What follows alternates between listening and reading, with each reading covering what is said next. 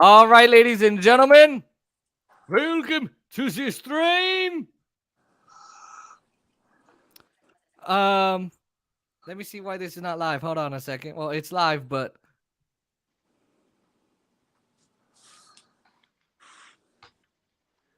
you guys can still hear me, right? I can hear you, yes. All right, hold on a second. Because it says.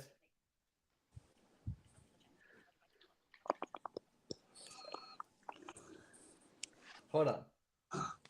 All right. Everybody ready? I am. Mm-hmm. All right. Is also going to drop in the comments. All right. Let's see if there's any comments.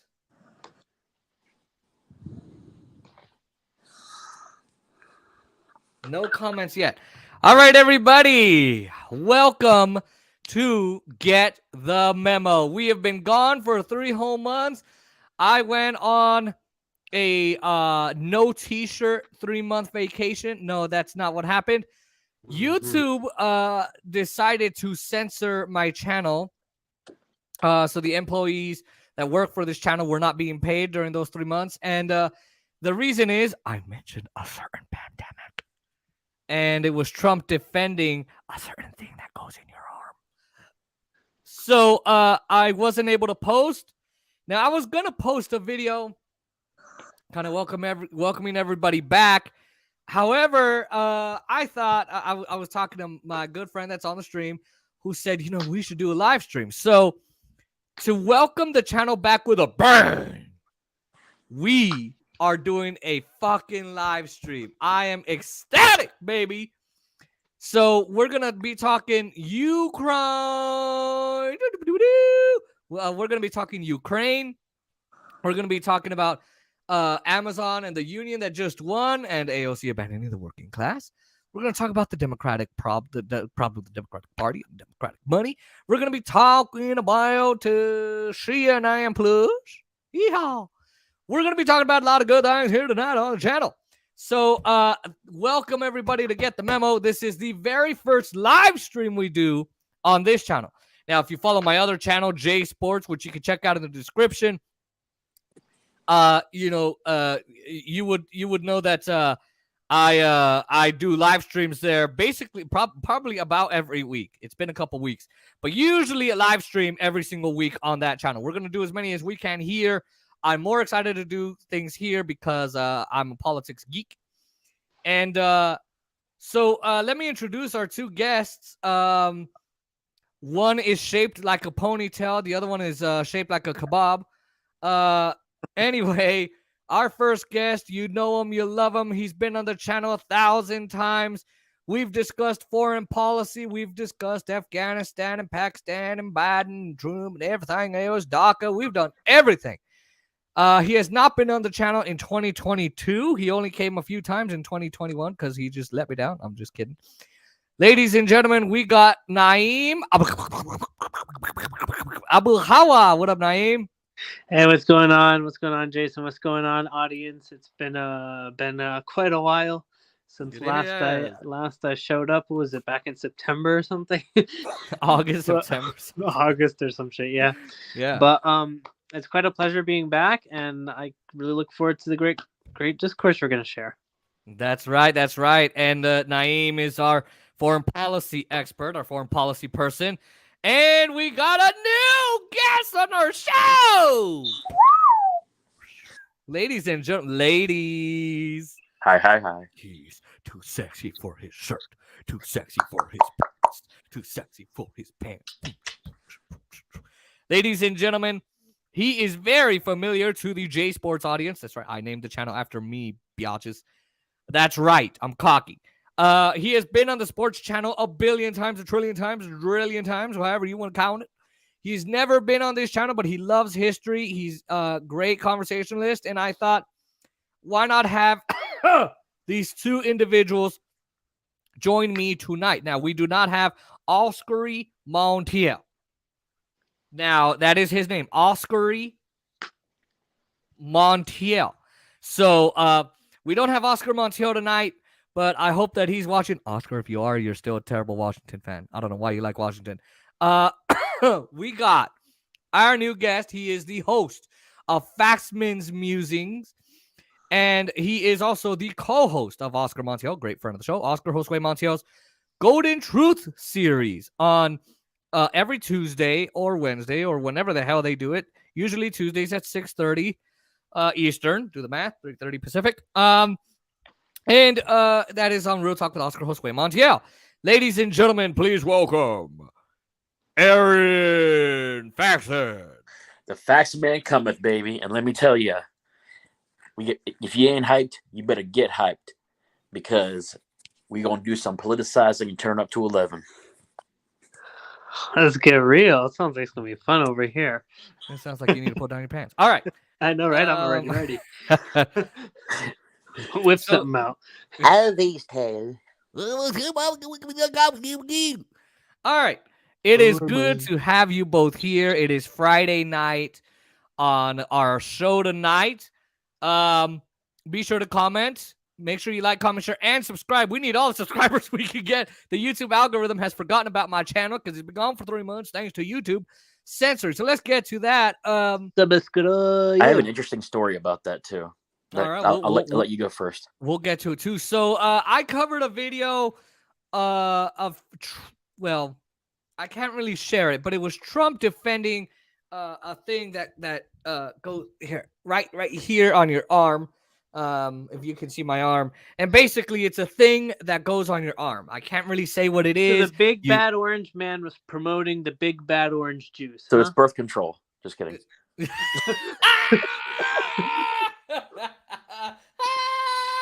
Drink your orange juice, take your vitamin C, and then get your contraception through your arm.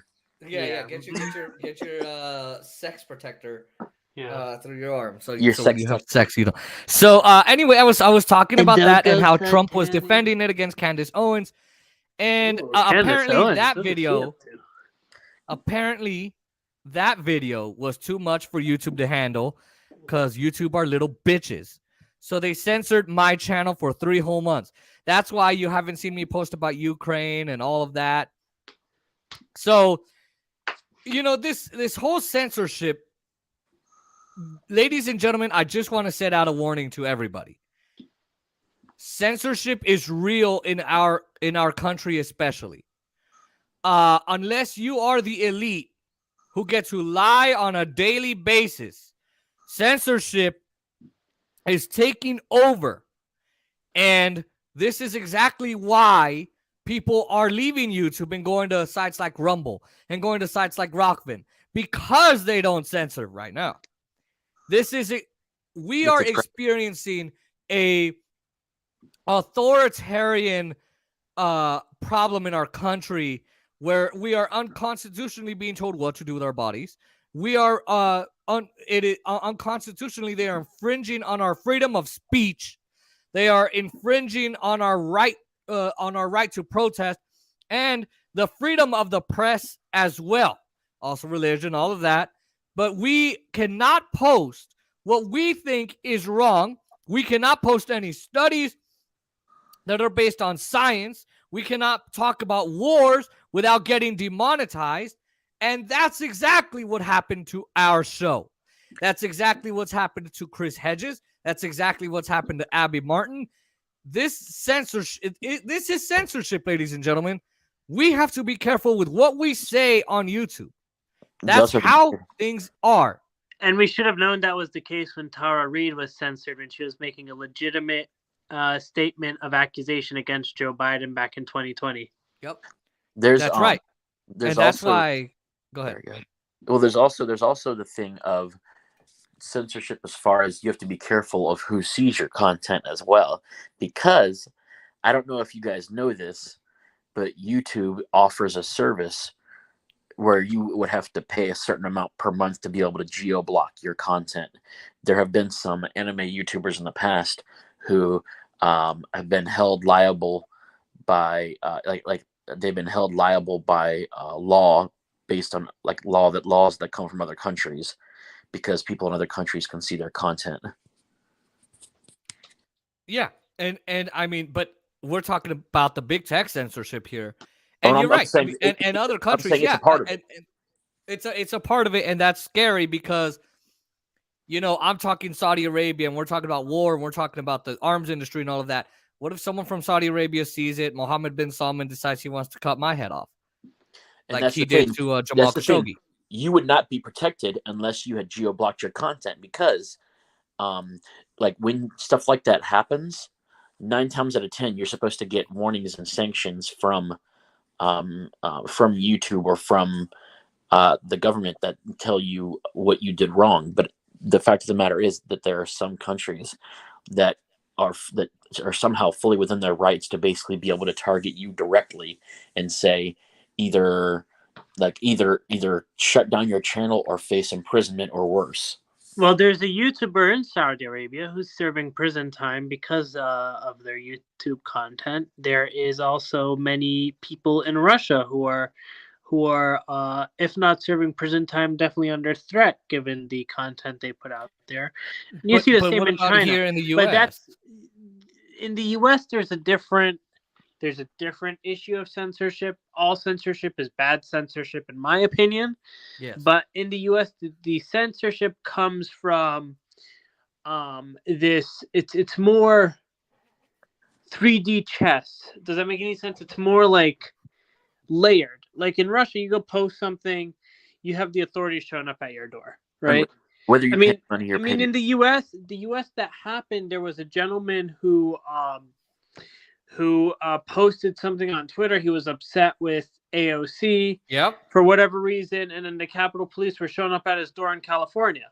So the LAPD were sent by the Capitol Police to go and check on this guy, and they asked him about his politics.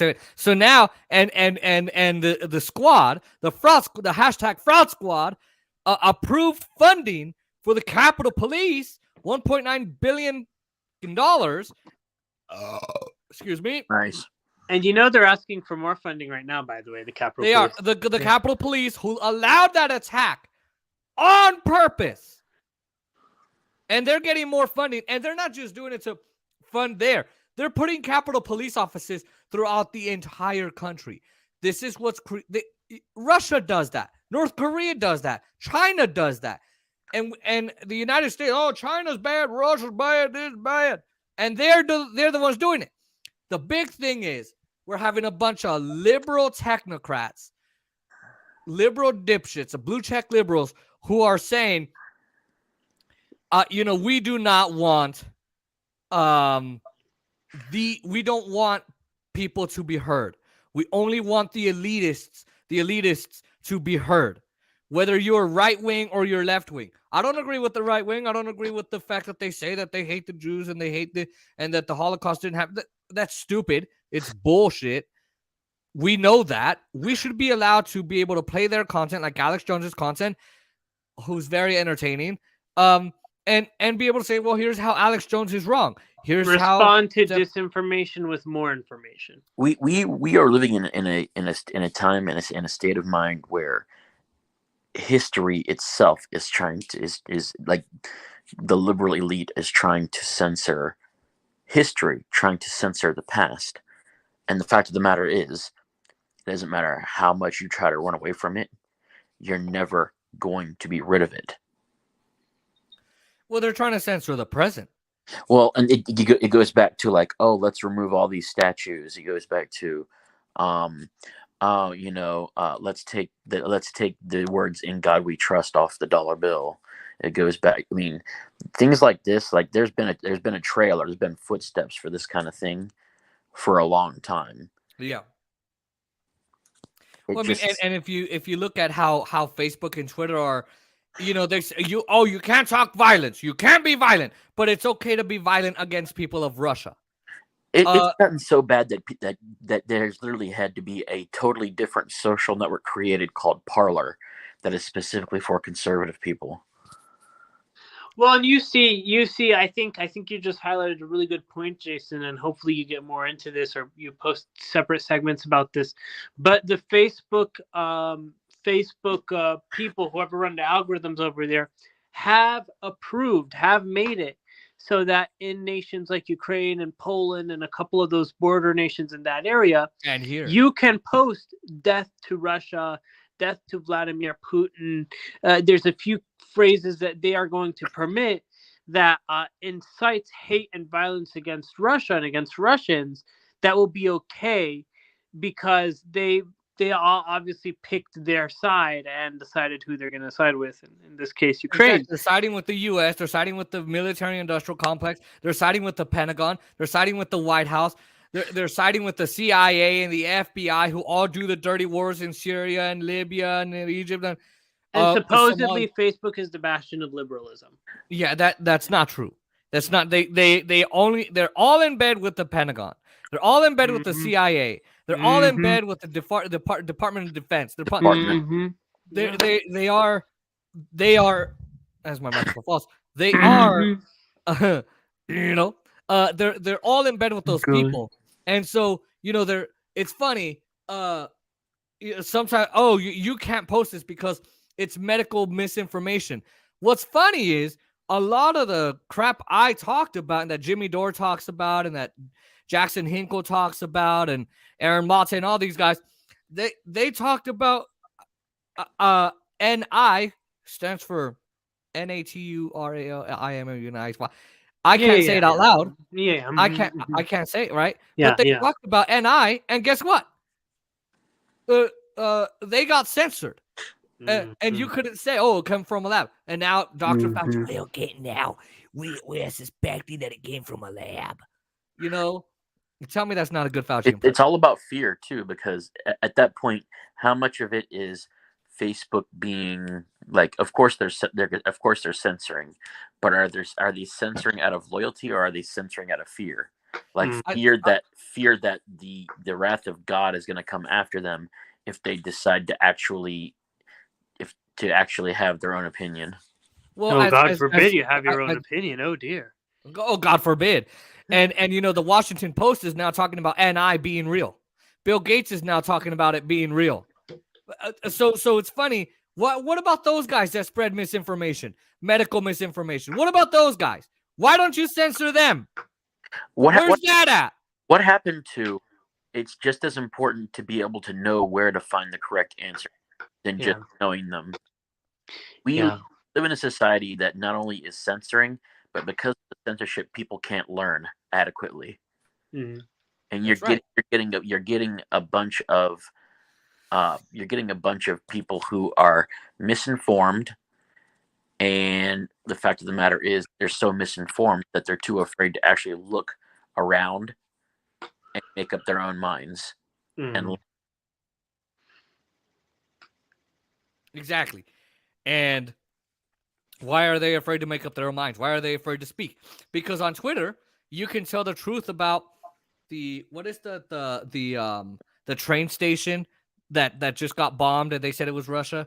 Yeah, Kramatorsk or whatever the city was called. Kramatorsk, something like that. Kramatorsk. Yeah. If you tell the truth about that, there's a guy, I don't remember his name, but he got deleted off Twitter. They deleted his account because he was telling the truth about Ukraine. And we'll get into that. But if you tell the truth about Hunter Biden, which we'll get into that, they remember when they released his thing, they said, if you tweeted out the article, Twitter would censor you and they would delete your tweet. So people just started tweeting out passages of the article so that people could read it. And now guess what? The New York Times comes out with an article that says, oh, by the way, this story is real. And by the way, sorry. Hunter Biden. By the way, there's no way to completely delete a tweet or a post immediately after it's come about, because there are going to be people online who see it and take screenshots with their devices or retweet before. Well, no, I'm not even talking about retweeting, because it can still be deleted if you don't take a screenshot and it's been retweeted. It's easy to remove any traces of that post that's been there unless you screenshot it.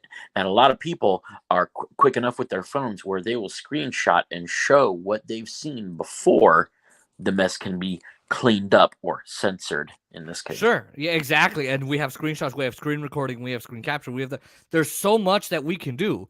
The problem is you're still censoring the content because You you're are. actually telling the truth. And so this censorship is getting way too far. We can't say whatever the fuck we want. And I'm getting so effing tired of all this bullshit. I'm sorry, but I, as a YouTuber who's just trying to do his thing and pay my staff and do whatever I gotta do, it's bull that now the Washington Post and the New York Times and the Huffington Post, all kinds of networks like that, they're now covering what I was trying to cover. Even streaming services are censoring that now. Like a lot of you think you're going to see something as it was produced on a streaming service. If there's anything that seems even like 0.01% out of the ordinary, they're going to chop it out. Oh dear, man. Yeah, it's really reminiscent of the kind of stuff you find in despotic nations. And the thing I think we have to remember is it's enshrined in our Constitution. It's something different if you're talking a place where despotism is a thing, but it's enshrined in our Constitution that we're entitled to freedom of speech. And I think that is why we have to make sure these social media platforms are nationalized or made into public utilities in a way that we cannot have the arbiters of truth be whoever's at the top of these organizations who's powwowing with the elite. Don't expect the Supreme Court to be any help because they could easily. They're pro-corporate, my point being is they could easily decide that, we declare censorship constitutional because, thanks to Marbury versus Madison and judicial review, they decide what is constitutional and unconstitutional. So they could easily say, you know what, we declare censorship constitutional, and that could go against the First Amendment rights. But the fact of the matter is, there is no check. We as a bicameral legislature think that that there are checks and balances to everything, and supposedly us having multiple Supreme Court justices gives checks and balances, but it doesn't. The fact of the matter is, there needs to be a check to the power of judicial review. And because they could easily say, censorship in any form is now constitutional. Wow. And then it could be a lot worse than it is. Yeah, because I always think I'm free to say whatever I want as long as it's not inciting violence or causing a direct threat to someone, and I should be protected by the letter of the law. But it sounds like there is nuance. Wow, that is something I have to look more into. You said judicial review and Marbury versus Madison, correct? Yep. I'll read more into that. Is there like a whole prospectus or whatever the conclusion of the case was? Basically, I don't know too many of the details because I haven't looked into the description of the case itself. But basically, it was a power. There was a precedent set by that case that says that the Supreme Court gets to decide what is constitutional and unconstitutional. Oh wow. Okay, I better look into that. Because it could easily be seen as this is the thing. I have a feeling that you're going to see a lot of Supreme Court cases where the Bill of Rights and judicial review are going to clash a lot. Right. This is something I've done some extensive research on as a history buff, and I can tell you that there needs to be a check in place for judicial review, because I feel like there's nothing that says that judicial review is limited based on the Bill of Rights. So, and I don't know if you know this answer, Aaron or Jason, but we just made history this week with confirming the first Black woman onto the Supreme Court, Justice in Waiting Ketanji Brown Jackson, and she has a history of being a public defender and having served before being a judge in public service. She was noted as defending Guantanamo inmates.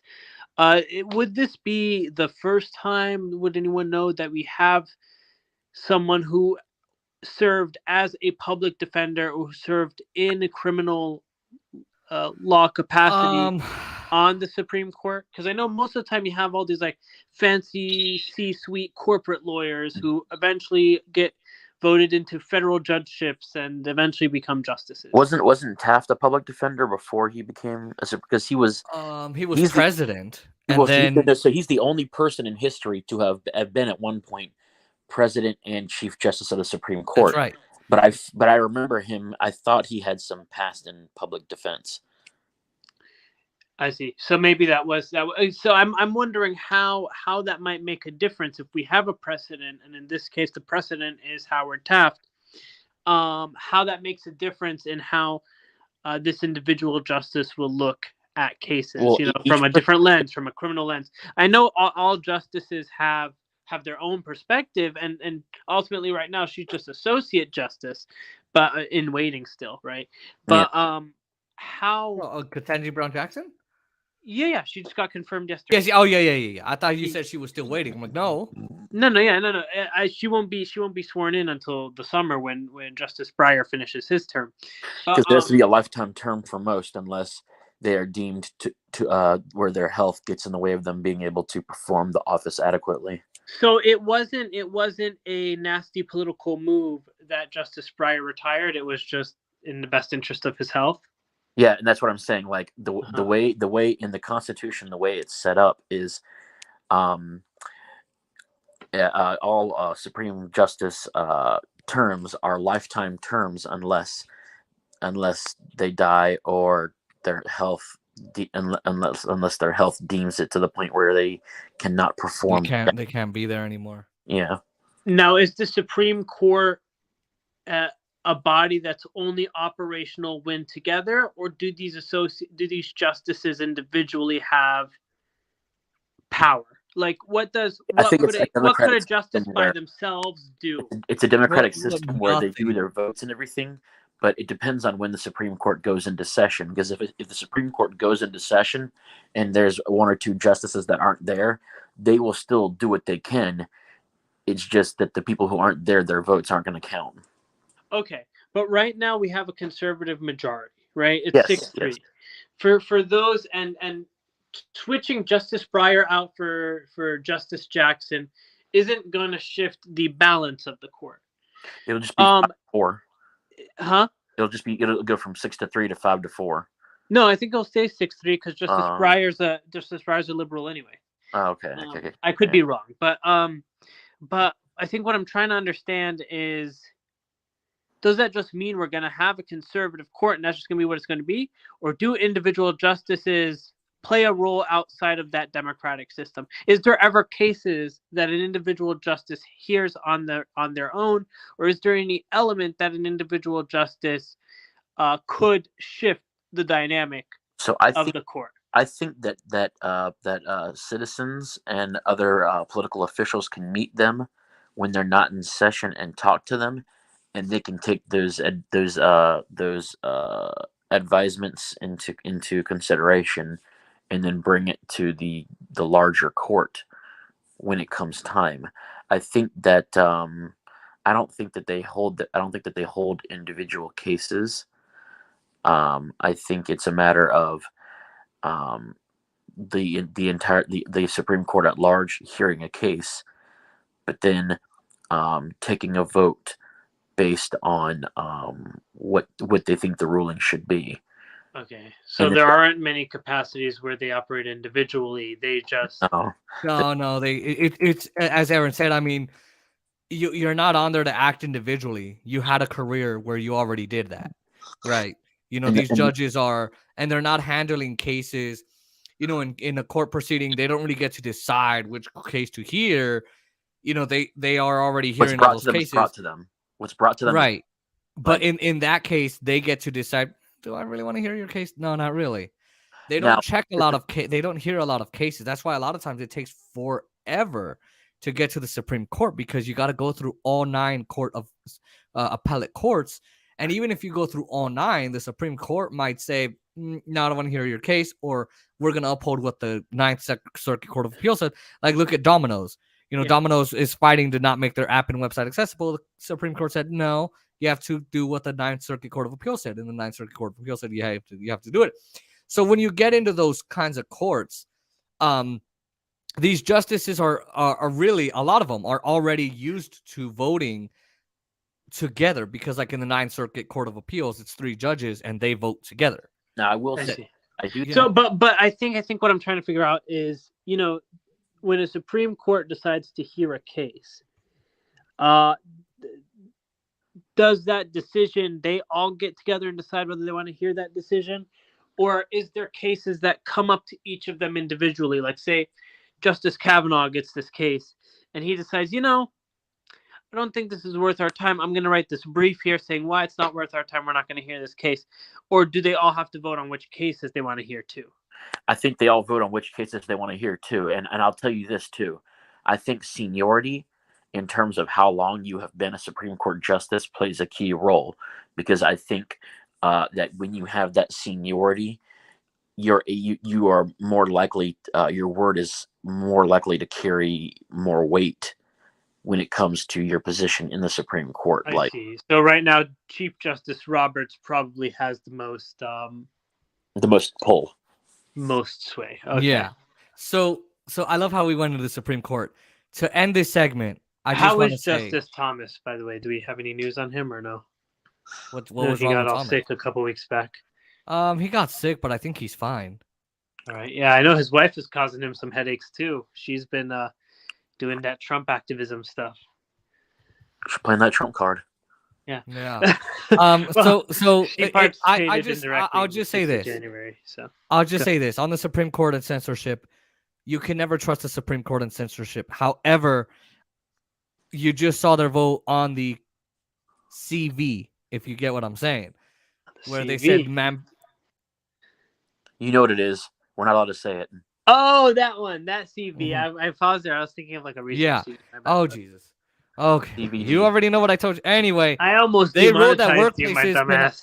they wrote that OSHA cannot mandate workplaces to you know what. Yeah. So I think they would not side with the liberals. So listen, I hope censorship goes away, but either way, I'm happy to be back, and I will be talking about censorship a lot more on the channel. Now, I do want to go ahead and switch to CNN. So let me make sure this file will play first. Hold on a second. CNN. We possibly thought. Yes, it This Can is you guys from hear this at all? TechCrunch, actually. So not some crazy outlet that looked into a little bit of how their launch is going. Let's put this up there I'm on the subscribed to screen. TechCrunch. CNN Plus launched But on can you April hear this? 29th and is already showing mediocre results. Okay, hold on a second. Oh, word. That was pretty clear. I like how you got that. That was pretty nice. I said I was subscribed to TechCrunch too. Yeah, but did you actually hear it, like, or did it sound distant? No, it sounded real they're loud. talking about Actually, CNN Plus, and which, by all the of a way, sudden I heard Sagar and Jetty yelling in our They're ears. talking I'm about- like, what's they're- going on? They're talking about. Okay, so you can actually hear it in. Does it sound really distant, or you can actually hear it? I can hear it.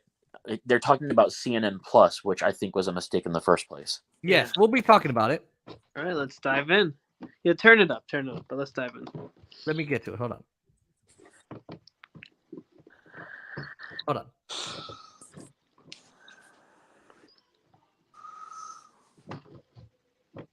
TechCrunch. Man, I love them shits. Media environment. It just shows you the Jake Tapper Book Club. I mean, they're flying to Los Angeles, filming these things at crowded restaurants. They've got Dolly Parton. it is Wow, I've never heard crowded. that Okay. one before. Chris Wallace. Have you guys heard of any of the interviews that Well, the let's man actually- has done? He had hold some on a like second. congressman or Yeah, whatever. and Willie. What I want to try to do.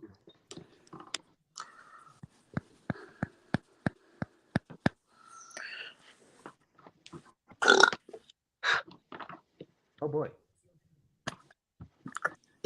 I take this down. believe in the power of the right. Lord.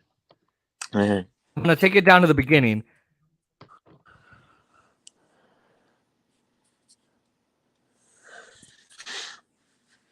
All right, you guys ready? So let me introduce this segment. So CNN is realizing that they are losing in the streaming wars. Ladies and gentlemen, this is what happens when it's live. I don't know if it actually works. So here we go. Now, Oscar Montiel said he commented. All right. I mean, yeah. He said, because you guys talk a lot, he said 5-hour live stream. Yeah. Enjoy, Oscar.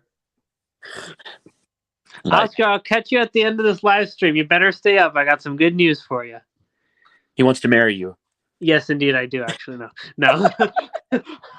It was so funny how I didn't even pause. I said yes. I didn't even think about it until it came out my mouth. I'm I gotta such a look a jerk. little bit, brother. Anyway. Yeah, let's see what the TechCrunch has to offer. Oh, Oscar has a joke for you, Naeem. Oh, what's that?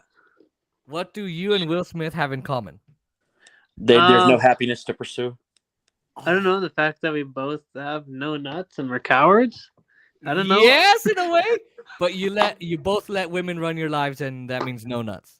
By the way- By the way, Oh! okay, so But at least the women who run my life have hair on their heads. Oh shit! I probably should have said that. That's Do messed you- up. Oh! okay, do you guys like tech-based practical jokes? Go ahead. Yes, but we'll go there in a little bit. So Hey, Will CNN Smith, by the way, is banned for 10 years from the Academy Awards and any other Academy events. well, he resigned from the Academy. Yeah, This but now he was just on got banned. Like Belair. today, they banned Oh, him. So okay. not even resigned. He can't attend them shits at all.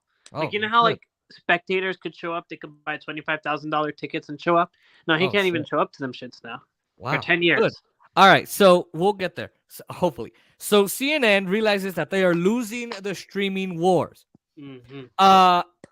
And for anyone who is not Adam, one of my friends, and you're not I a should blue get check him on the liberal, stream one day. no, you know, let me speak. For anyone that does not like the media, guess what? You're not the only ones.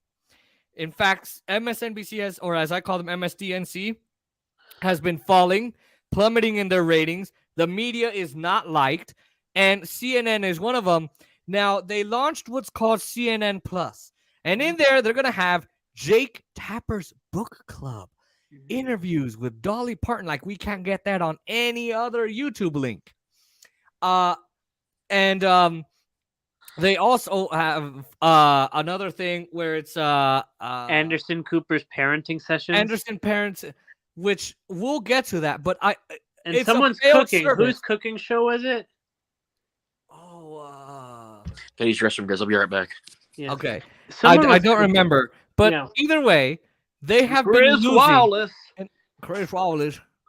I'm Chris Wallace. Welcome to the news on Fox. Doesn't that sound like him a little bit? Sounds like him. It does. So I wanted to show you how badly they're losing, and I figured I would let Breaking Points, one of our shows, show you. Watch this. The fun story, the fun block. We got some numbers on CNN Plus, and it's even worse than we possibly thought. Yes, it This is from TechCrunch, actually. So not some crazy outlet that looked into a little bit of how their launch is going. Let's put this up there on the screen. CNN Plus launched on April 29th and is already showing mediocre results in terms of That's standalone mobile Relatively app. kind characterization, Sensor to be honest Tower with you. released its initial figures that show the CNN app, which now houses the streaming service, added about 18,000 installs on the day of launch. During the 7 days ending on March Wow. 22nd, it had an average of 9,000 installs per day. That now, is the awful. reason this matters is because, as we already showed you, I'm sure it's supposed to CNN be is bad. already throwing millions of dollars in subsidy towards their lifetime subscription on this. And another one that they point to within here, Crystal, which is crazy, is that one person familiar with the numbers said that Warner Media has spent Wait, hold on. So understand this, that CNN, their CNN Plus has had 18,000 installs on the first day. Installs are the subscriptions. That's probably like all the David Axelrods, everyone who works at CNN, because they're mandated to do so, I bet. Obama and Bush and all those guys. Every elitist probably subscribed. There's 18,000 of them in the world, probably. That is terrible for a subscription service. Can I just? I just want to point this Vladimir out. I Putin feel like there's a subscribe. theme here with with any subscription service that is based around news sources is going to have this problem, because after you get past that first wave of stories, it repeats itself over and over again. Well, So we'll if get to you're- that. Hold on a second. Hold on. So Well, and the secret is they came Hold on. out before they even started. They came out and they were giving 50% off, so they already knew they were losing money. yeah, they- they were giving Who gives a $2.99. discount on their release day? Exactly. You Yeah. don't do Fox that. Nation is Now gonna you can problem. have tiers. You can have tiers. Hey, we got a $4.99, we got a $5.99, we got a $10.99, we got a Peacock does that. Hulu does that. But here's the thing. Those numbers are terrible. Mm-hmm. Those are some really bad numbers. Now, how much did CNN spend? How much did Warner Media spend? Let's see. $100 million. All Oh, Whoa. it's They're could have been hemorrhaging. donating some of that to me. They're hemorrhaging.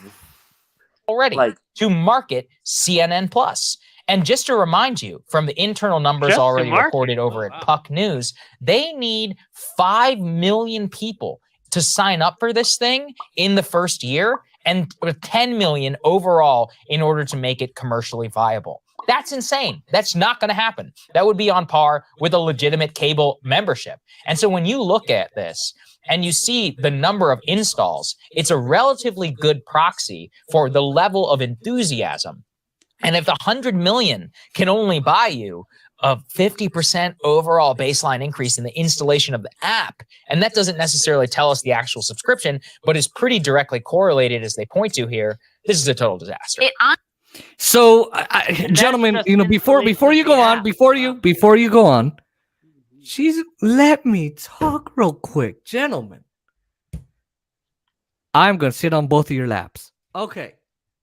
Like the sound of that. So this is I need you to understand how bad this is.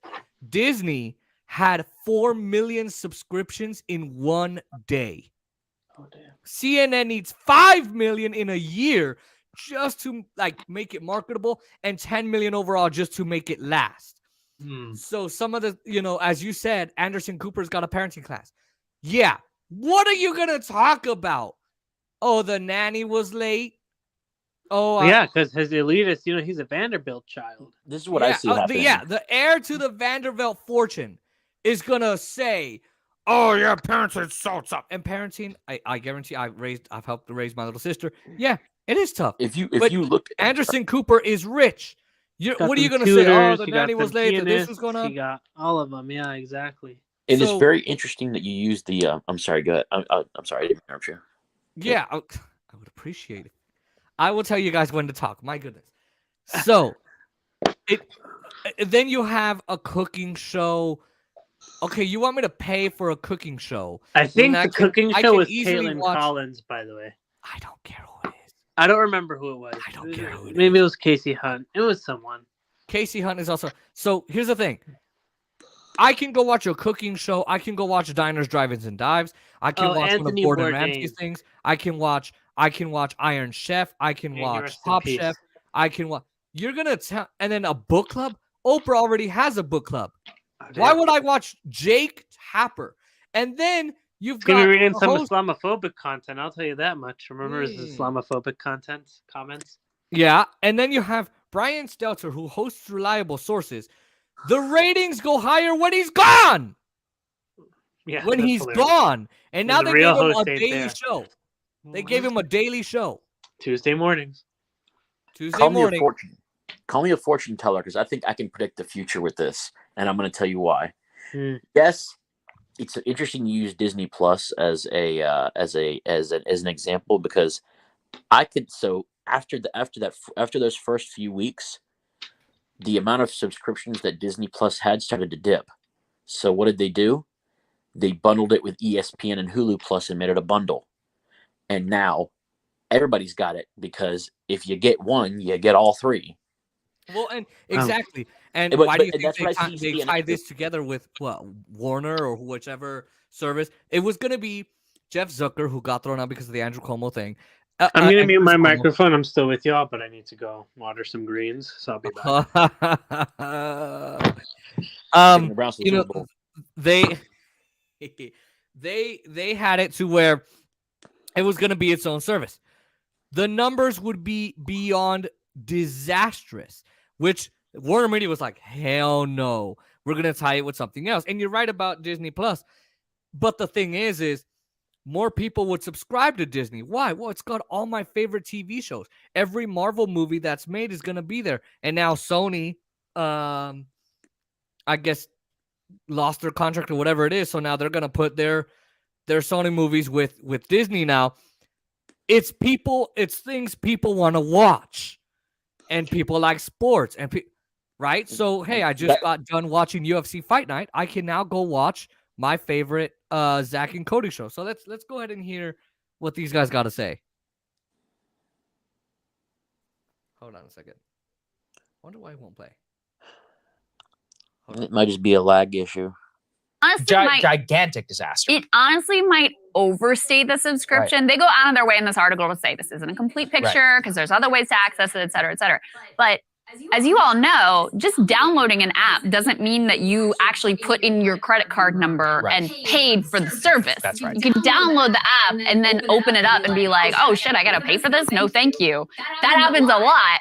So even the 18,000 guys, that is nothing on the first day, is potentially an overstatement of the number of subscriptions that they actually got. And not only was their marketing budget $100 million, which is more than what the network apparently typically spends in a year. Whoa. Wow. Gets better. A CNN exec said that the launch budget was $250 million, a quarter of $1 billion to get like 10,000 subscribers. And here's the other None one, of these Crystal, folks which good they with business. None of these folks good with finances.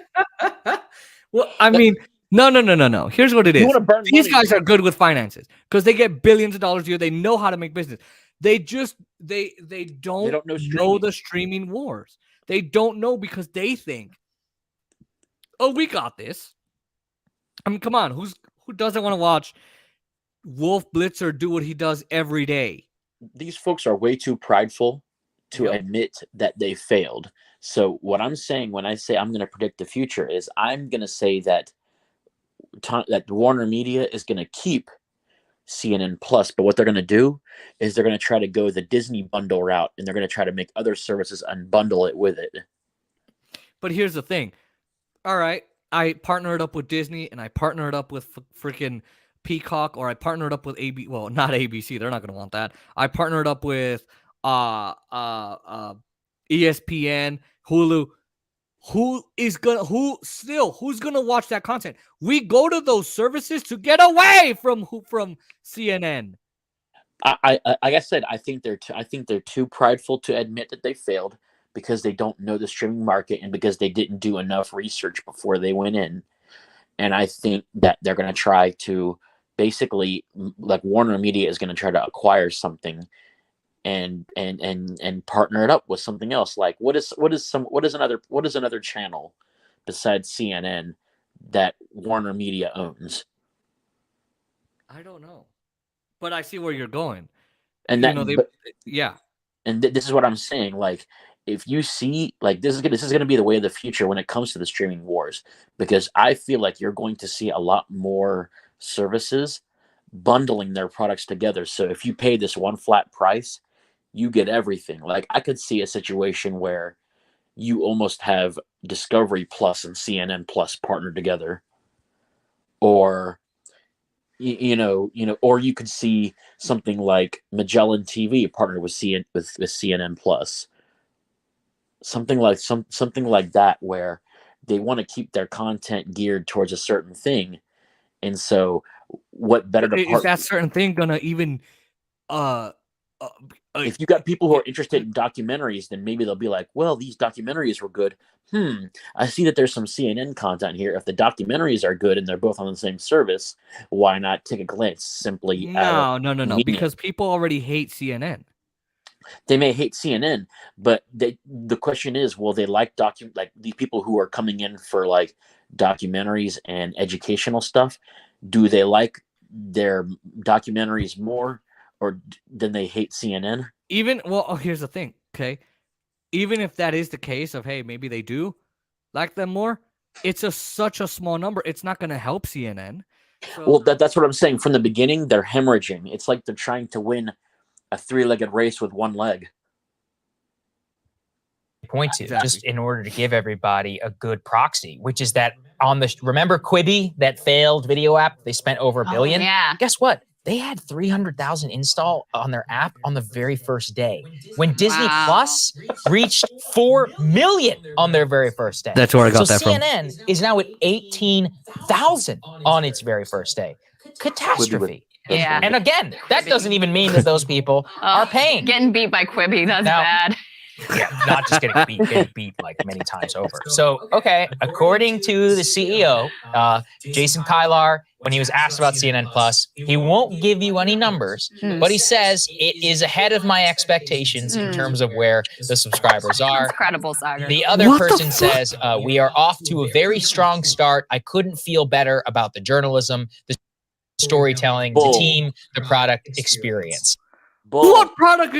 Go ahead. This is exactly why I said they are too prideful to admit that they screwed up. This is exactly my point. To say that, oh, it's exceeded expectations, that is simply a cover your butt move. That is simply you're in denial about how bad your product. How are you so prideful? I don't know. Maybe it is prideful. I think it's delusional. No, it's delusional. Oh, we're ahead of where we wanted to be. What? Did you predict 5,000? Did you predict one view? And that's it.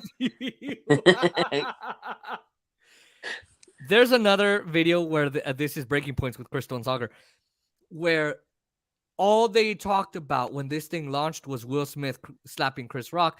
And I'm going, okay, that'll get them a lot of views for now.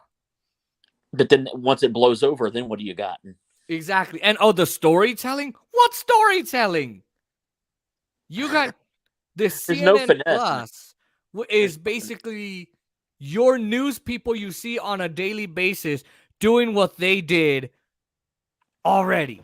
Jeez, hold on. Let's keep going because this gets even funnier.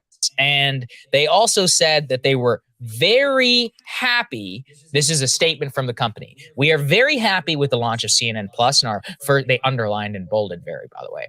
Our first week's performance is well ahead of expectations. That's how you know it's true. Audience has already indicated their love and interest of our programming, and we will continue to serve them more of it. We cannot comment on subscriber numbers as they are not public at this time. If they were really happy with the numbers, you would know it. They would be all over the place. That's right. That's right. Ladies, I'm showing you this because, I want you to know how badly CNN Plus is doing. Okay? They are so right. Get off the sinking ship. Get off the sinking ship. This is like trying to patch holes with toilet paper. Jesus Christ. All right. Of course they would. And that is how every business operates. Look, it's obvious that this is a colossal boondoggle and a failure. And I have been watching some of the stuff that they at least put out publicly. We're talking about reliable sources daily with Brian Stelter. This is a man whose own show's ratings went up whenever he went on vacation. So let's give him a daily show because he deserves it. So now they have him on a daily. And in terms of the people that he's booking, I mean, these are absolute. I was just telling you today, the latest segment from Reliable Sources Daily is like, straight white men are doing too well in this world. I'm like, oh, wow, that's some content I really got to pay for. Can't hear that for free. Wow. Let's. I love this. They're just bashing. They're bashing their own company. Oh, I love it so much. Oh my gosh. This is some grade A, some grade A tearing that butt up. This is, I'm sorry, but I'm just like, how straight men are. I can go to a college campus. I can go to my UNLV campus and hear that. Why the F do I have to fucking hear Brian Stelter? Go on free services like, you're a straight white man. Your CEO is a straight white man. I can go on services like Haystack. Exactly. I can go on services like the Smithsonian. I can go on Hoopla or Canopy through my local library. I can go on PBS. I can download the PBS app and it'll say that. I can load. I've got more. Trust me. You could go in and just type live in YouTube. And you'll find it. Well, yeah. Watch this. Our current media environment, it just shows you the Jake Tapper Book Club. I mean, they're flying to Los Angeles, filming these things at crowded restaurants. They've got Dolly Parton. Wow, I've never heard that one before. Chris Wallace. Have you guys heard of any of the interviews that the man has done? He had some like congressman or whatever had William on the show. Shatner on. William Shatner. Wow, I'm gonna pay for that. What was our launch budget? Sorry. Our launch budget. Actually, How much did we pay for the table? This was like Well, the this most was like ex- 10 this, grand. Yeah. This was like 10 grand, which we had to put on the credit card. What else? I guess the rest of the set, all the other startup expenses. I don't know, probably 50, Yeah. something like that. Yeah, Mhm. 50,000. Which, by the way, Which was a lot. Which was And I a, was- a heavy Yeah, lift. I was like, oh, It was a heavy lift. Yeah, Yeah. you're looking to at bring your on the credit card crew budget. and secure the studio. Yeah, and between all that, yeah, I guess it was about 50 grand. Yeah.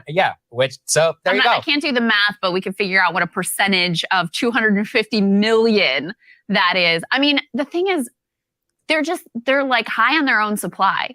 No one outside of the CNN building would think that people would pay for this. Mhm. There you go.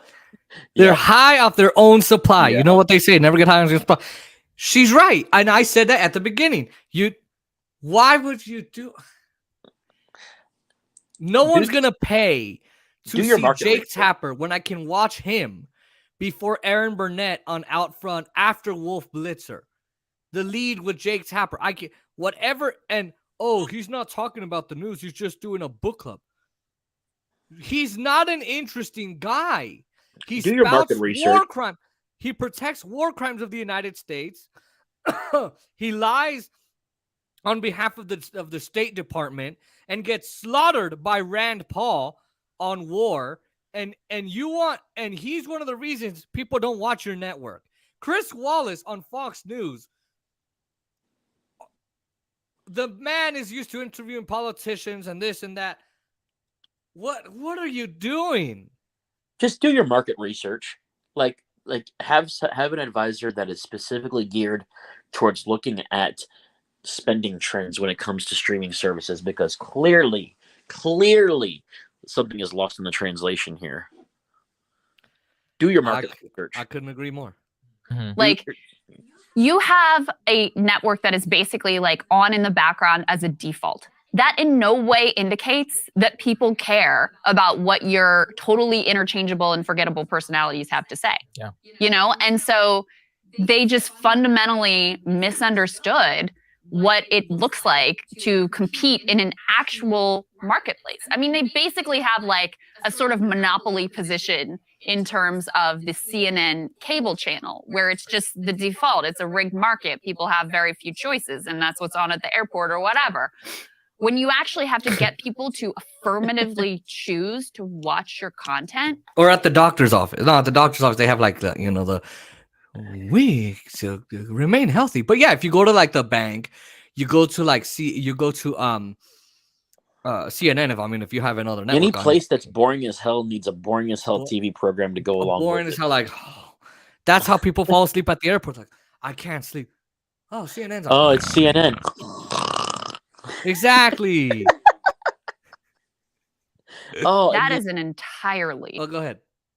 I was gonna say, and then to make a conscious effort to choose that when you've got so many other places, and to top it all off, you've got a general consensus among the public that all news sources are biased in some way. That's another thing working against you. Exactly. Let's put our biased ass news on an app and let people pay for biased ass news. Yeah. Why?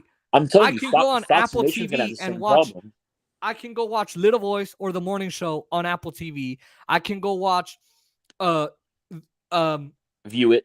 Game of Thrones on HBO Max. I can watch a movie on Netflix, and you want me to pay for your crappy ass news? That There are Crystal Ball websites said that- it correctly here. It's like There are people have to websites I can make tell that you about. conscious decision. They're being forced to do this. So There are different. websites that I can tell you about where you can stream free content that's better than this. exactly. Ball game, and especially when you look at like the ratings on the thing that people have no choice but to watch are dismal and terrible. So what made you think that it was worth spending $250 million on just like more of that? It really is mind-boggling, and I think once again is a very compelling case against the idea that we have anything approaching a meritocracy in this country, because the people that are running the show, they are not too quick on the uptake here. Yeah, they're not up quick as at all. And remember, they're so desperate, they're buying dynamic ads that ended up somehow on our Breaking Points podcast, just to show you that we have no say over that, because they're trying to target all of you. It's just funny. It's because, again, I said it, but the only reason that we are even able to thrive, be successful, and have an audience is because they suck so much. But they don't seem to understand that. The entire existence of alternative and independent media is a direct response to the utter vacuousness of the current mainstream. So it just, again, that's how it is. They'll never learn their lesson in terms of how they are so reviled by the actual free market. And don't before I go on to there, don't forget, they're going to try and rig this. Yeah. So I'm going to explain that. So he's right there, where it's like, why am I viewing their YouTube clip on my own live stream? Why am I not going and saying, let me play something from CNN? The only time I'm ever going to play something from CNN on this channel is to Background noise. I'm getting ready to start the stream. Like, ladies and gentlemen, please watch CNN for a little bit. Or is to bash one of their segments. It's not because I want to watch them. Why do you think my YouTube show exists, and other Jimmy Dore and Jackson Hinkle and unfortunately Sam Sater and all these guys that are horrible, shitty leftists? Is because our crap is interesting. Now, a lot of those shows I mentioned, some of those are actually going to the right and covering what CNN is covering. Why would I do that? That means I'm not going to watch your channel. But even then, he's right. A lot of people are coming to his show, this Crystal and Sagar, and my show. Well, I wish they would come to my show, but 46 subscribers are coming to my show because CNN sucks, and MSNBC and ABC and PBS and CBS and NBC and all those guys, Fox News, they all suck. They're all going to have the same problem.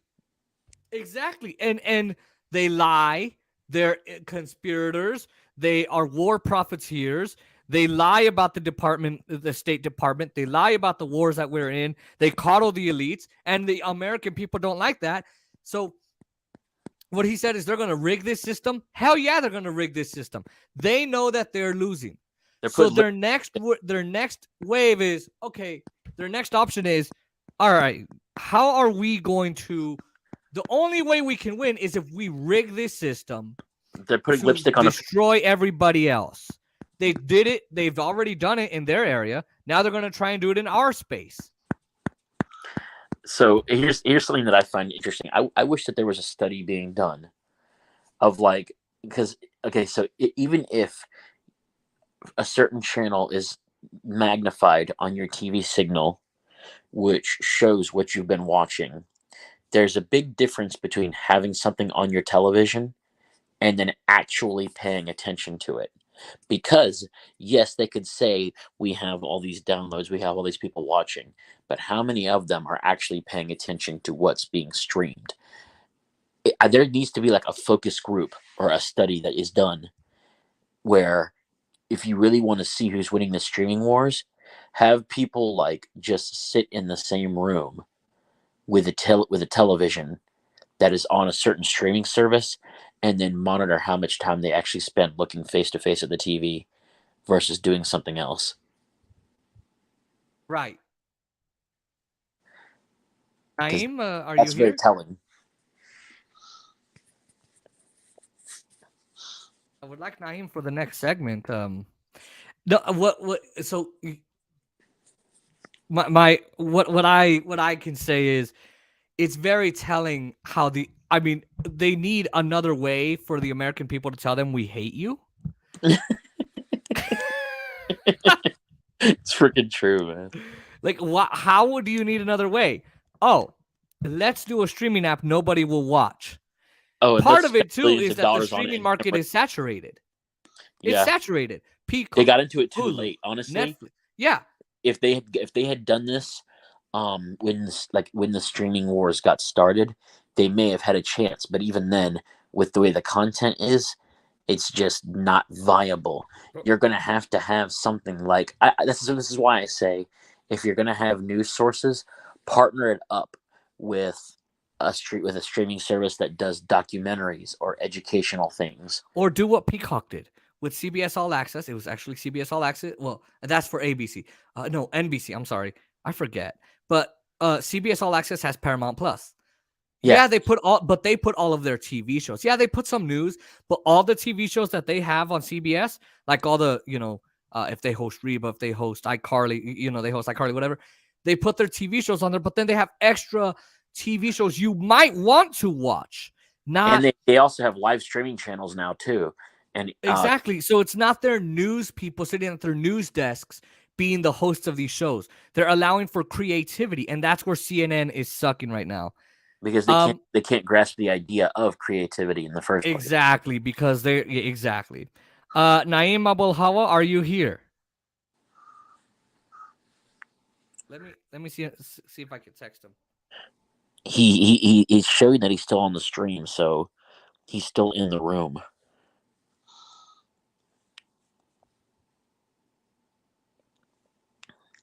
But I really would love to see some facts and figures for a study that is done to see, like, if a certain streaming service is on the television, how many people are actually spending time watching it, and how many people are just using it as background noise.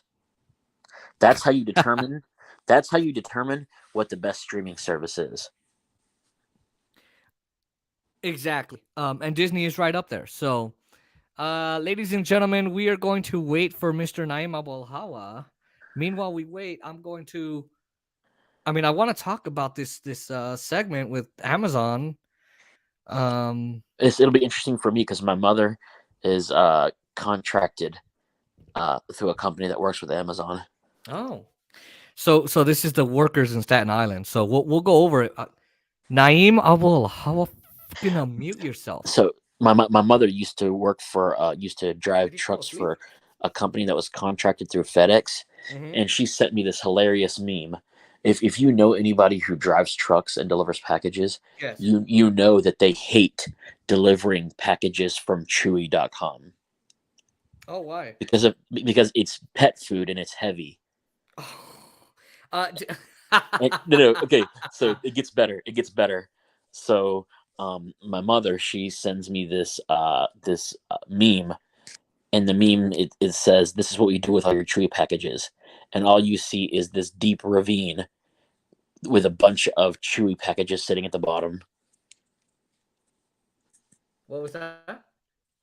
At the bottom of the ravine, all you see is just loads and loads of Chewy packages that have been thrown down the ravine. like, screw this.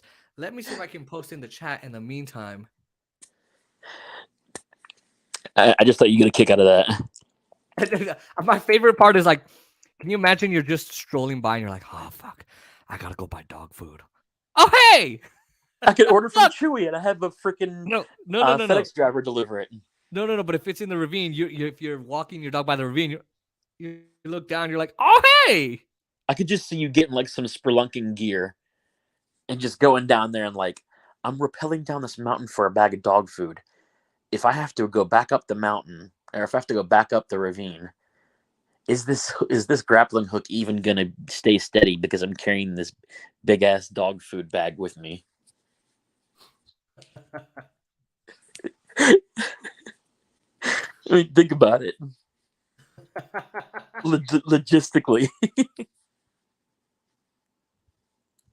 makes no dang sense. No, it doesn't. But that's what makes it so funny at the same time. Oh, dude. All right, hold on a second, Aaron. Let me. Oh, I think Oscar's saying more in the chat. Let's see. Oh wait, no, I don't want to. He says, "I have a joke for you."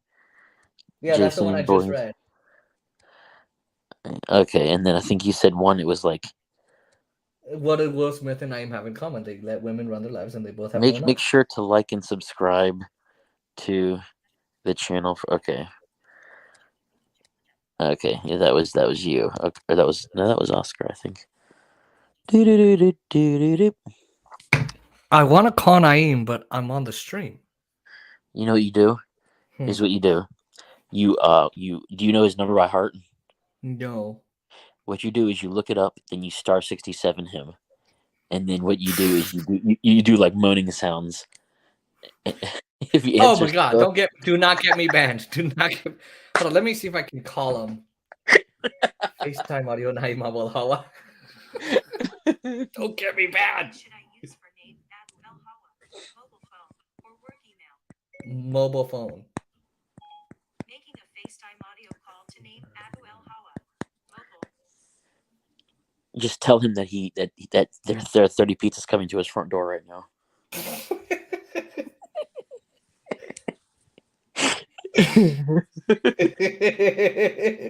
If not, we'll cover these last two concepts without him.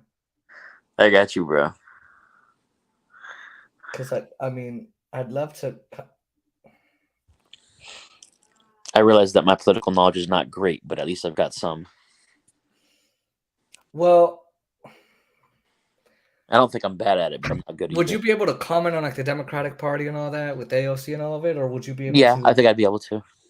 Okay, because if not, then I'll just skip to Ukraine. But I'll take my shot at it. hit me with your best shot. Fire away. That's what he said. Oh yeah. Hit me with your best shot. Mm. Fire away. Mm. Mm. Could you imagine if Herbert actually sang that? Yo, guys, aren't we talking about the Ukraine? Oh, finally! He decided to show up again. No, I was here the whole time. I just had to go, plant some seeds. Take the Browns to the Super Bowl. Mm-hmm. So what happened to? Aren't we talking about CNN Plus? We were. We dissected that. All right. So what are we on now?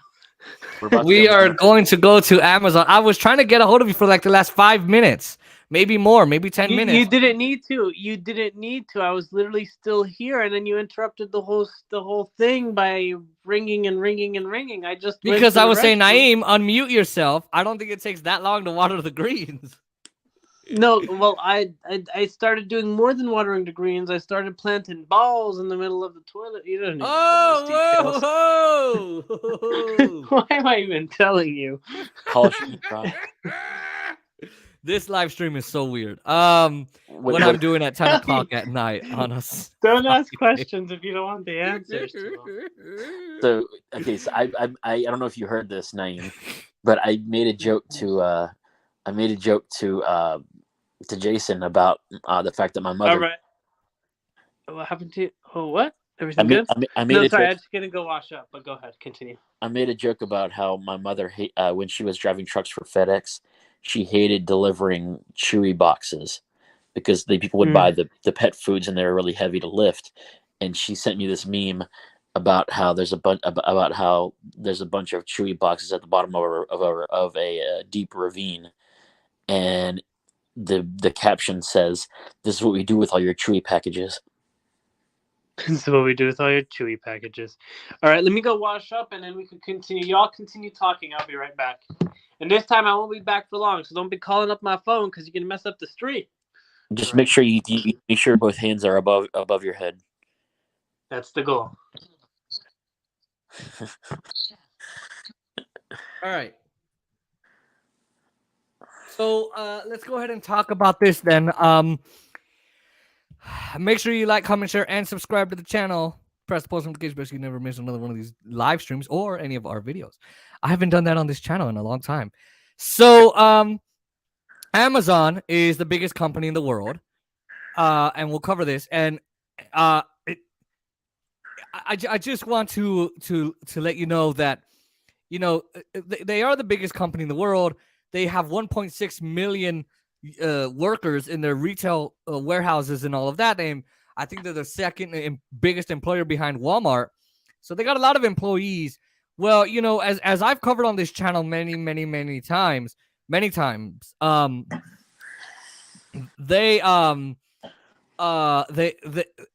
they are terrible with their work conditions. Workers are forced to defecate in bags. I know it's graphic, but and also they are forced to pee in bottles It's funny just you to keep mentioned their that too. deliveries going. It's And the other thing is that their warehouses have terrible working conditions. If you want to go to the bathroom, you got to go and you got to go walk 10 minutes to the bathroom place, but you only have a 10-minute break, so you walk back in 10 minutes and you're fired because it takes you 20 minutes just to go use the bathroom, or 25 if you got take a deuce. one of the guys that was one of the drivers, because my mom, like I said, she schedules truck drivers for Amazon right now, and one of the guys got in trouble because his pee bottle actually busted while he was on a route. Okay. First off, ill. Second, but imagine the work environment that your mom's coworker, he had to pee in the bottle because Amazon, that's why, ladies and gentlemen, your packages are able to come tomorrow at 10 a.m. on the dot, because Amazon forces their workers to avoid bathroom breaks and not go on them. That's why. Well, they have these things called tattlers in some of the trucks, where and I think there's more places than just Amazon that does this, because other places like UPS and FedEx are starting to do this too, because they want to be able to compete with the speed of Amazon. But a lot of times what'll happen is it'll be able to tell when your car or when your truck is at rest or when your car is moving. That way they can monitor you and keep you from going on breaks or deviating from the route. Okay, so they're monitoring you and they're tracking you, is what you're saying. Yes, well, they're tracking the car. Exactly. But now they want to put cameras inside the trucks to monitor what you're doing. So now they'll also buzz at you in the warehouse. So the drivers have it bad. The warehouse people have it bad. They'll buzz at you if they've noticed you haven't put enough packages on the conveyor belt to on the assembly on the line. And yet it's so funny. However, if someone passes out and dies, now it takes them 20 to 30 minutes. Oh, crap. So Amazon's employee, Christian Smalls, was trying to talk about Amazon's warehouses and how bad it is in New York. And they fired him because he was leading the walkout of the warehouse. And Amazon fired him, and they decided to smear him and say, oh, no, it's wrong. It's this, it's that, as they do. And people have been trying to unionize Amazon for a long time. Bessemer, Alabama is the last big giant example. High-profile people, Bernie Sanders, AOC, I think Chuck Schumer, a lot of people went over there to unionize Amazon, and it failed because Amazon spent $4 or $5 million just on that one effort last year. I think it was that one or a couple others, so that they don't unionize. Now, why would Amazon, Aaron, I'm going to come to you. Obviously, I can't go to Naeem because he's watering the greens or something. Washing up. I don't know. Jesus. Why would Amazon not want, and I know the answer, but for the audience, why would a giant multi-billion-dollar company not want for them to be unionized? I mean, gee, I wonder what could it be? So, first off, let me just preface this by saying there is so much, there's such a North Korea-like regime going on here. And basically, there's a big difference between what goes on behind the scenes and then what is depicted as far as how the rest of the world is supposed to perceive Amazon. Have you seen the newest commercials that come out? Like, oh, the benefits are great. I get to go. Yes. And I like they're talking about all these things, and all you're seeing is the seemingly utopian society that is involved with working with Amazon. And it's very, I see quite a bit of transference in between the way Kim Jong-un deals with the ruling of North Korea, in that all you see is the utopian depiction of North Korea versus the poverty-stricken side, who literally only got cell phones and most technologies like a decade ago. Exactly. I mean, and again, yeah, and you see but you see how Amazon's putting out these things. It's propaganda. We're Mhm. not so bad. What the fuck are you guys talking about? These investigations. Our warehouses are amazing. By the way, they don't have air conditioning in the in the warehouses. Remember the Arkansas? Was it Arkansas or Kentucky? It was Arkansas that had the tornadoes in the Yep. fall, and Amazon workers were forced to stay in there even though there was a tornado, and they all got killed By the way, near where I'm at, they're in the expecting warehouse. to build one of these Amazon warehouses near where I live. Mm-hmm. Yeah. So I wouldn't be surprised if I see like an influx of people who think they're going to be getting a nice working environment, but then the morale in the area sort of dips because of what it's going to be like there. You're working 16-hour days. Your uh Your pay is how do I- crap. your pay is 15 an hour, but Your you're benefit working is crap. 16-hour days. You work overtime, and Amazon doesn't pay you for that overtime, but you can't not go because then Amazon will fire you and just take the next person who's desperate for a job in these towns that don't have anything else but an Amazon fulfillment center, and kinds of things like that. You're forced to defecate in bags and pee in bottles, and you're forced to. And then they were sued for I think $18 million or $63 million.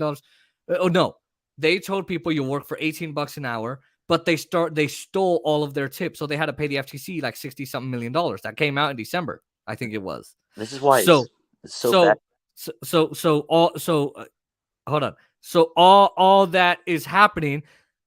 Let me just ask you again: why would Amazon hate for its warehouse to be unionized? Take a guess, Aaron.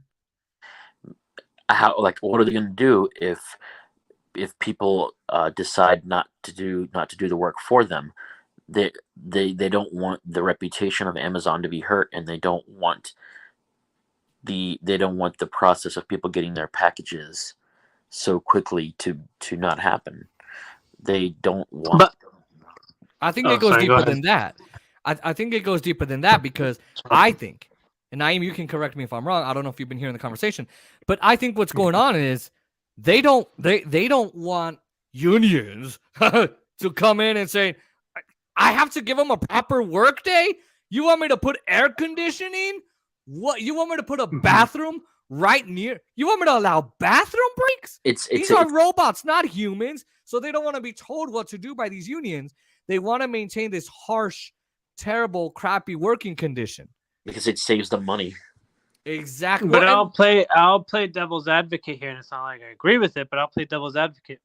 They're saying we just need these humans to hold over for a little while. If we allow for unions to come through, we're just going to speed up our automation process, and then soon we will just have robots working those warehouses, and those humans in the small town Indiana, in small town Arkansas, in small town Kentucky are going to lose that job, and good luck trying But to find again, it would another be more job, maybe a difficult for them to Walmart lose greeter. that. You're gonna It see would be more difficult for them to lose that job because now they have to say exactly why. They can't just throw you out now because of the union. But at the same time, Amazon just wants you to. Jim, did you see Jim Cramer's comment, Naeem, about how? Oh yeah, Jim Cramer's some shits. I don't like that guy. But anyway, could you summarize his comment? So basically, he's talking about how ultimately this is a threat to Amazon's share prices and shareholder stake or value, in that there's going to be more costs that are going out. There might have to reduce elements such as stock buybacks in order to put into their employees. And this is, just to take a parallel here, I don't want to diverge too far, but this is what you're seeing happening with Howard Schultz, who just took back over CEOship of Starbucks. He immediately suspended all stock buybacks, which upset him, but also upset the shareholders out of this massive fear that Starbucks is all of a sudden going to be a union hub, which you're seeing Starbucks unionizing all over the place, in the Chelsea neighborhood of Manhattan, in Buffalo, New York, in different parts of the country. There's all kinds of Starbucks unionizing. Yeah. You're going to But see a he- lot yeah, more. of And these. Starbucks in different countries are unionized, like in Greece and elsewhere, where they're not here in the United States. So Right, but if Already they do it starts here in the freaking United out. States, now they're in trouble. But the thing is he said, well, they want you to be able to work. What he's saying is, if you get unions in here, people are not going to want to come to work. They're not going to want to work those double shifts. They're not going to want to work that overtime. So he's basically advocating and saying that Amazon should be productivity will able go to. down because people will have the choice. The fact is, the general public, all the general public is seeing is that it's working for them financially, and because of that, you're going to see They're getting cheap shit Well, shipped to their y- door, and it's but ending up at their doorstep in 2 days. you're going to And now you're going- unions are threatening 2-day delivery. Y- Have you seen the Amazon ads that came out recently all over Hulu and Netflix and everywhere else? Well, That's not I was Netflix, just but mentioning that like earlier. Hulu and places. I was There's just this mentioning ad that saying, earlier. "Do you want your 2-day delivery threatened? Oh dear, my oh my!" And And it's like this, it's a ridiculous commercial. But anyway. I can see a follow the leader type situation coming, where you're going to see UPS and FedEx and all these other places that deliver packages starting to do the same thing because they feel that the industry itself can get away with it. Well, And it's here's the thing, right? And I'll take it back over real quick. Let me just handle this. What you have here too is this. What you have is, these. He's saying that people don't want to work. People aren't going to take their shifts, and Amazon should be allowed to make you work without pay. They should make you work in no air conditioning, unconditioned air conditioned warehouses. All that whole statement of people aren't going to want to do work. There's a reason my mom is working next weekend, and it's because they're paying her.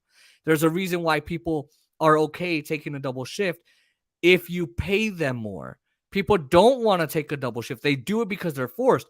But if a union says, if you have to take a double shift or work overtime, you're going to get your same amount of pay or a higher amount of pay if you work overtime, that's going to raise production for the company. But Jim Cramer's putting that out like, oh my God, you're not going to get your coffee or your dildo per saying to your vacuum cleaner. You see and your stroller. So Amazon just got very fearful because Christian Smalls, as we were talking about, with his little group, managed to get a union victory. And here at this show, we are pro-labor, we are anti-censorship, we are anti-mandate, but we are pro-labor. So if I had a way to get my workers unionized, I would, but we are not that big of a business yet. However, and they're not paid much at all either. Lexx would know, our editor. But here's the thing. They now got a union in Staten Island in that warehouse. This was a huge deal. And this is exciting now that we've discussed why it's exciting, because now those people are going to get some representation. Now they're going to internally cover it up. Possibly. Amazon came out saying, oh, we don't agree with this because the workers can be direct with Amazon. Yeah, you can directly pee in a bottle. You can directly defecate in the back. Do we have You any can results directly on not Bessemer go to the though? Bessemer? That was rigged by Amazon. I really think that No, but now they reran the election. What's going on with the new election? I don't know. But before we go there, I sincerely think that it's going to be a situation where, because here's the thing, you're going to have other warehouses besides the one in Staten Island where people are going to see this and be like, wow, if they can do it, we can do it too. yeah. And Now, that's not what Amazon wants. And so they're going to try to do what they can to cover up the fact that the unionizing ever happened in Staten Island. which there's no way to not cover that up. To cover that up. There's one problem, though. Her name is AOC, Alexandria Ocasio-Cortez. She tweeted out when they were victorious, basically, it's, oh my God, the guns, we got this, we did it. Crystal Ball basically tweeted, where were you when Christian Smalls asked you to be here, but you said no because of security concerns, but 2 weeks later, you showed up at a Met Gala wearing a Tax the Rich dress. She cited security concerns, and she cited the scheduling conflict. Oh, but you can go rub elbows with the richest people in the fucking world, the Jeff Bezos, the Bill Gates, the Dave Ramsey's, all those guys. You can Elon Musk's, the Biden's, other, you can go there, but you abandon your work. And then she said, AOC said, after she abandons the workers, to Crystal Ball, maybe you should do your due diligence because that's not even in my district. Aside from a conflict, a scheduling conflict, we've requested oversight into Amazon and done investigations to talk to workers. What better way to show your support for these workers than showing up to a rally to try and unionize this warehouse? And by the way, people from the Bronx and the Queens, they travel to Staten Island to work at that warehouse. I mean, Naeem, let me get your opinion on this. I'll come to you first. I mean, what do you think's going on here? I think she's just abandoning the working class. There's that, and or she might argue that if geographically that warehouse itself isn't in her district, she'll be stepping on the toes of her colleague and whoever the representative of that district is, and so she has to make sure she doesn't. I'm just playing devil's advocate here, you know. Obviously, No. Hold on. It's Before you important go to have on- an objective before you- argument. Hold on, gentlemen. Hold on. I don't want you playing devil's advocate on this channel. I don't play devil's advocate for any politician. I know, but you have no, to no, no, have no. in No, order no, to ensure conducive debate. You know, you're trying to give all perspectives. I'm going to lay my opinion out here on my sleeve thereafter. I'm just saying the argument could be maybe the representative of that district tapped her on the shoulder and said, "Hey, it's my district. You know, stay on your own turf." Right? But no, I believe in general. You know, Bernie Sanders flew out to Alabama and was there at the Bessemer Union Drive and made himself present. I don't know if the senators from Alabama, Doug Jones, no, I don't think he was senator at the time. I think this was after he lost the seat. Whoever were running senators of Alabama didn't all of a sudden come to Bernie Sanders' door. Well, howdy, my fellow colleague. You were stepping on our turf, showing up in Alabama, you see. We don't appreciate that. Neither does the congressman or woman who represents Bessemer, Alabama, you see. So you got to make sure that doesn't happen again. Are we clear? I love that little whistle. Perfect. All right. A little whistle. I love that little whistle. But all that, He said he loves your all whistle. that's a cheap cop out on AOC's part. I mean, I don't have a lot to say in my opinion. It's a cheap cop out, but that's what she might argue. Just, you know, be prepared when you bring her onto your show to have an interview. She'll say, "Well, it's another representative district. I cannot be stepping on their turf." And how will you respond to Miami? That's my question. But she can go to Miami and eat at a beachside sidewalk cafe with her boyfriend Riley. She can go to Texas and help Beto out. She can go to Texas and endorse Jessica Cisneros in Cuellar's district. She can go, right? So, and even if it's not her district, she's got district members of her district, residents of her district who work there. Exactly. Yeah. This is no, exactly. I'm with you. I'm on board. Mm-hmm. Listen, this is AOC and the progressives being cucks and establishment pukes because they are abandoning the working class. And, you know, I wish I could play the Jimmy Dore clip. I don't really want to go find it. But, I mean, Aaron, let me bring you in here. I mean, because to me, this is the progressives. It shows who she really is. To be going to the working class and saying, I can't even tweet about this before the victory happens.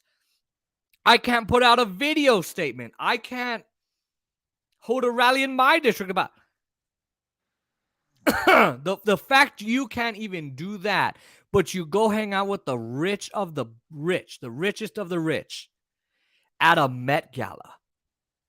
To me, she's just another corrupt person. And Kyle Kalinske, Naeem, you might know this, try to make his own definition of corrupt until Jimmy Dore put it up on the screen because he said, corruption is only if you take money from something. No, corruption is selling out for your own interests. It could be a book deal. It could be a speaking fee. It could be anything. Aaron, are you awake? Oh boy. Let me.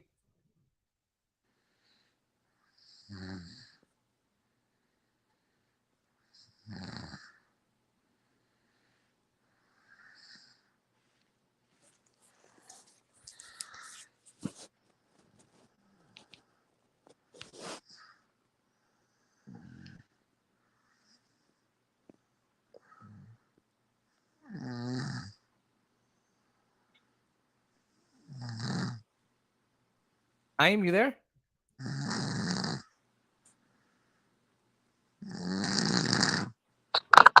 Hello. What was the question? Sorry, I fell asleep. Hold on. Ladies and gentlemen, we have Aaron falling asleep on our stream. Hold on a second. I was also falling asleep. My bad. Hold on.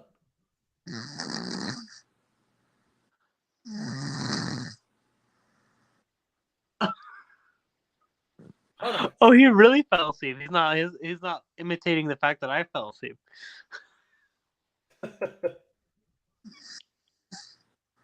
He did say he had to get up early.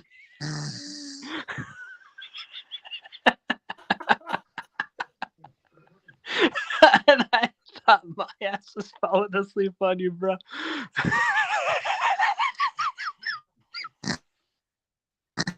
Okay, we have muted his microphone.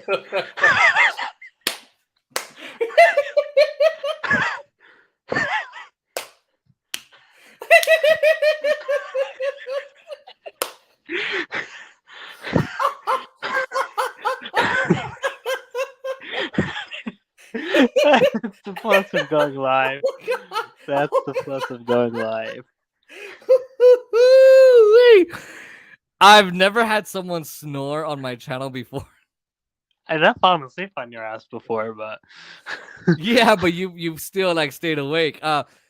Aaron is muted, ladies and gentlemen. I'm so sorry. hope his battery doesn't die out by the morning.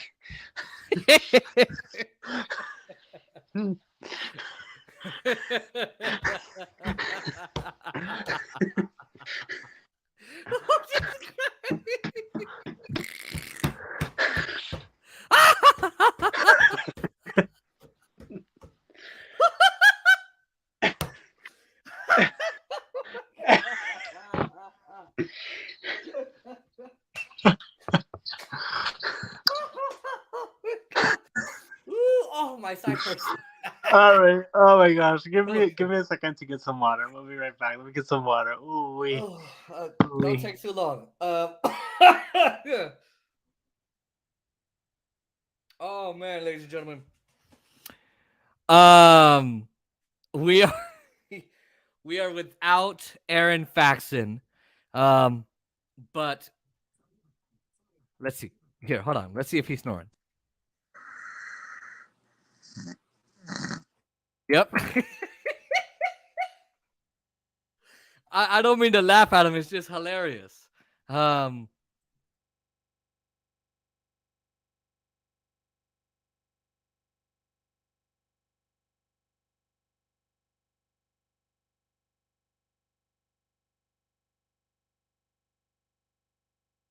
Okay. So, ladies and gentlemen, what I will say is this whole cop out by AOC is absolutely stupid. It's terrible. And what it shows is all she is a product, not a product of the working class, but a product of the establishment. She is a corrupt sellout. You saw it when with Force the Vote. She did not force the vote on Medicare for all. No, it's not time, and the women's there was no internet. One of my classmates used that as an excuse, which I think is a terrible excuse. Now is the time for Medicare for all in the middle of a pandemic when the American people would support you, and 200,000 deaths of 200,000 deaths due to the illness. I can't say it. Could have been prevented. A third of the deaths could have been prevented with Medicare for all Even if it did not pass the House, it could have given us a list of here's who we can go after. AOC didn't force the vote. They didn't force the vote on the minimum wage or on UBI when they could have with the COVID bill. That was a mess pass for Biden. Mm-hmm. So, to me, she's corrupt, and corruption is selling out for your own interests. Whether it be a speaking fee, a seat on a committee, you get to be Speaker of the House, a book deal. I don't care what it doesn't have to be direct money. It doesn't have to be money. Kyle Kalinske was trying to defend the freaking squad. Oh, it's, unless you take money. No, it's not. That's not what the definition of corruption is. And he is acknowledging though that they're caving. He's just saying they're not he's corrupt defending in the the squad too traditional much. money sense. Okay, but that's not the definition of corruption. The definition of corruption is selling out for your own interests. Selling out doesn't have to be getting money. Selling out could be, I'm not going to criticize our Department of State. They're the ones pushing for war in Ukraine. They're the ones voting for funding for the Iron Dome program, and AOC's dumbass is voting present and putting out a word salad 30-page statement saying exactly, you don't even know why. Mm-hmm. And then when Mehdi Hassan confronts her on it, she still doesn't say why. So just realize all the corruption that's going on in the Democratic Party. Okay. All right. So AOC lied, but congratulations to the Staten Island warehouse and Amazon.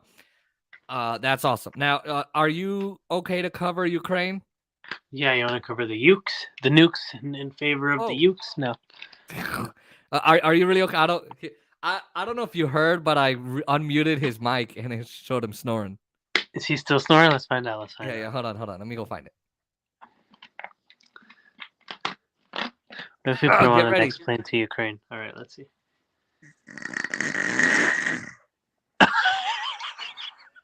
Holy shit. Oh, Jesus Christ. I snore worse than that, but it's getting louder too. This is what I hear when Biden's talking.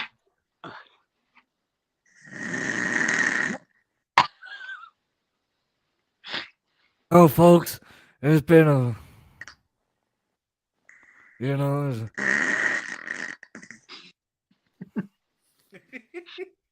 Aaron, we love you, man. I'm not trying to make fun of him. I snore 10 times worse. I sound like a bear being ran over by another bear in a truck. So do I. I'm a mouth breather, which is also pretty bad. That's me. Horrible. Sounds like I'm sucking a dick or something sometimes.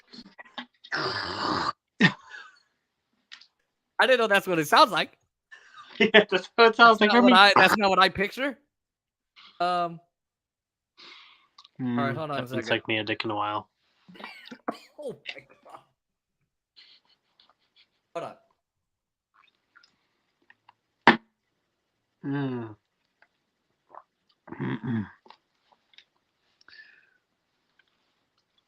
All right. So Joe Biden called Vladimir Putin a war criminal. So just for everybody for the Ukraine situation, and Aaron Mate is going to go over this in this clip, but first we're going to play Joe Biden calling Vladimir Putin, president of Russia, a war criminal, and I'm going to tell you exactly why we're going to cover it, and it's because the media lies all the time. But let's play this. It's from Jimmy Dore. What? Mm-hmm. Well, did you see this where Joe Biden is now calling Vladimir Putin a war criminal? Let me show you. Here we go. You may remember I got criticized for calling Putin a war criminal. Well, the truth of the matter, you saw what happened to Bucha. This warrants him. He is a war criminal. But we have to gather the information. We have to continue to provide Ukraine with the weapons they need to continue the fight. Why do you need to continue the fight? Why do you need to continue the fight? You know why you got criticized for calling him a war criminal? Number one is because you're a hypocrite.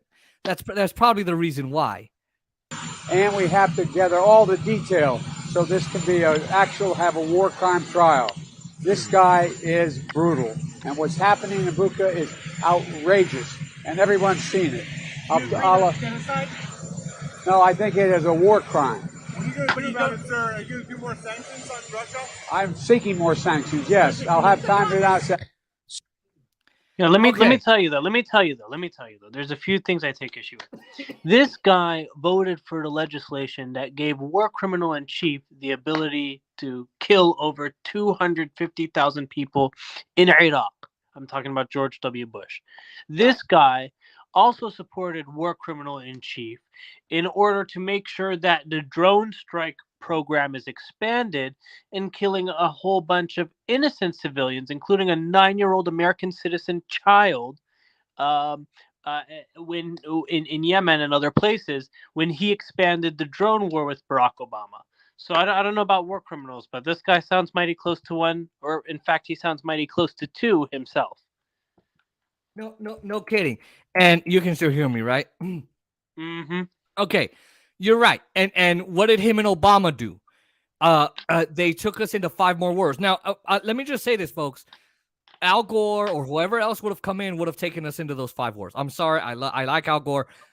Oh, my Al Gore. But they would have taken us into those 5 wars. But Obama and Biden dropped more bombs than George W. Bush and George H.W. Bush and Bill Clinton. In 8 years. 8 years, Obama dropped more bombs than President George W. Bush. Who's a war criminal himself. But, you know, Obama went into Libya. He went into Syria. He went into Sudan. He went into Pakistan. He kept Afghanistan going. He kept Iraq going. He went into Africa. He went into Somalia, started bombing for no apparent reason. We have a shadow war in Africa. We are aiding Saudi Arabia in a genocide, giving them weapons, allowing for a blockade of food to prevent food and medicine and nutritional healthy things and first aid and all of that. And then Joe Biden, and they had a 90% civilian death rate with their drone strikes. Remember how they said, "Oh, we have precision strikes." We got precision strikes. We know exactly who we're hitting. I'm hitting the show tonight. No, but then Daniel Hale, you know who Daniel Hale is, right? He came out and said, "I'm tired of droning these people. I'm tired of sitting at a computer droning these people." You saw his statement where he said, "I'm sorry for releasing papers. If that's where you're going to send me to jail, go ahead." And that was very powerful because he stood in that mountain watching those people get droned to death, get blown to pieces. And Joe Biden approved of that. And Joe Biden also approved of the Iraq war, which came with that was a war crime in itself, which came with other war crimes within it. You know, the torture program, you know, the grounds, the Abu Dhabi and Abu Ghraib. No, not Abu Dhabi, Abu Ghraib and what's the other one? Bagram in Afghanistan, you mean the air base over there? Yeah, but also, but the where we keep outside, Abu Ghraib and in Cuba and somewhere. Oh, Guantanamo Bay. So he knew all about that, and he approved of those wars. He approved. So, and as war criminal in chief himself, remember Joe Biden oversaw an operation that was supposed to kill an ISIS-K leader, but ultimately killed a family of 10 civilians, with I think 7 of whom were children, maybe. Yes. And not only that, but we're helping in Yemen. We're giving Israel I hope I'm saying it right. We're giving them billions of dollars, $115 billion a year, whatever it is, for their Iron Dome program, which they do not need our help. They give their people universal health care, by the way, in Israel, and we don't have it here. And if they want Iron Dome, they could fund it themselves. Exactly, and they do already fund it. If they don't need U.S. money, it's for their defense system. Who's coming at Israel? Nobody. They're the ones pushing Palestine out of the West Bank. Anyway, and bombing them and taking away their education and killing their children. But he's war criminal in chief. Joe Biden is war criminal in fucking chief. That's who Joe Biden is.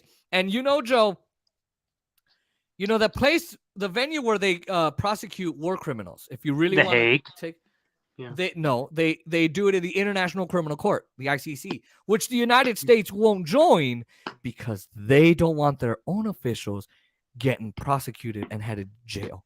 Because George W. Bush and Dick Cheney and Joe Biden and Nancy Pelosi, all of them would be in jail. I wonder. So it's a bunch of hypocrisy that he's now. Oh, I'm so worried about hypocrisy on that. the Ukrainians and this and that. So this is hypocrisy from Joe Biden. Okay. Mm-hmm. So this is Joe Biden showing he doesn't care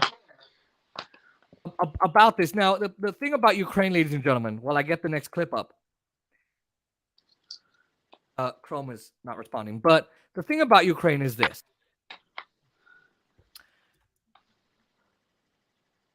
They the United States did a coup in 2014. They used the Azov battalion to overthrow the democratically elected government.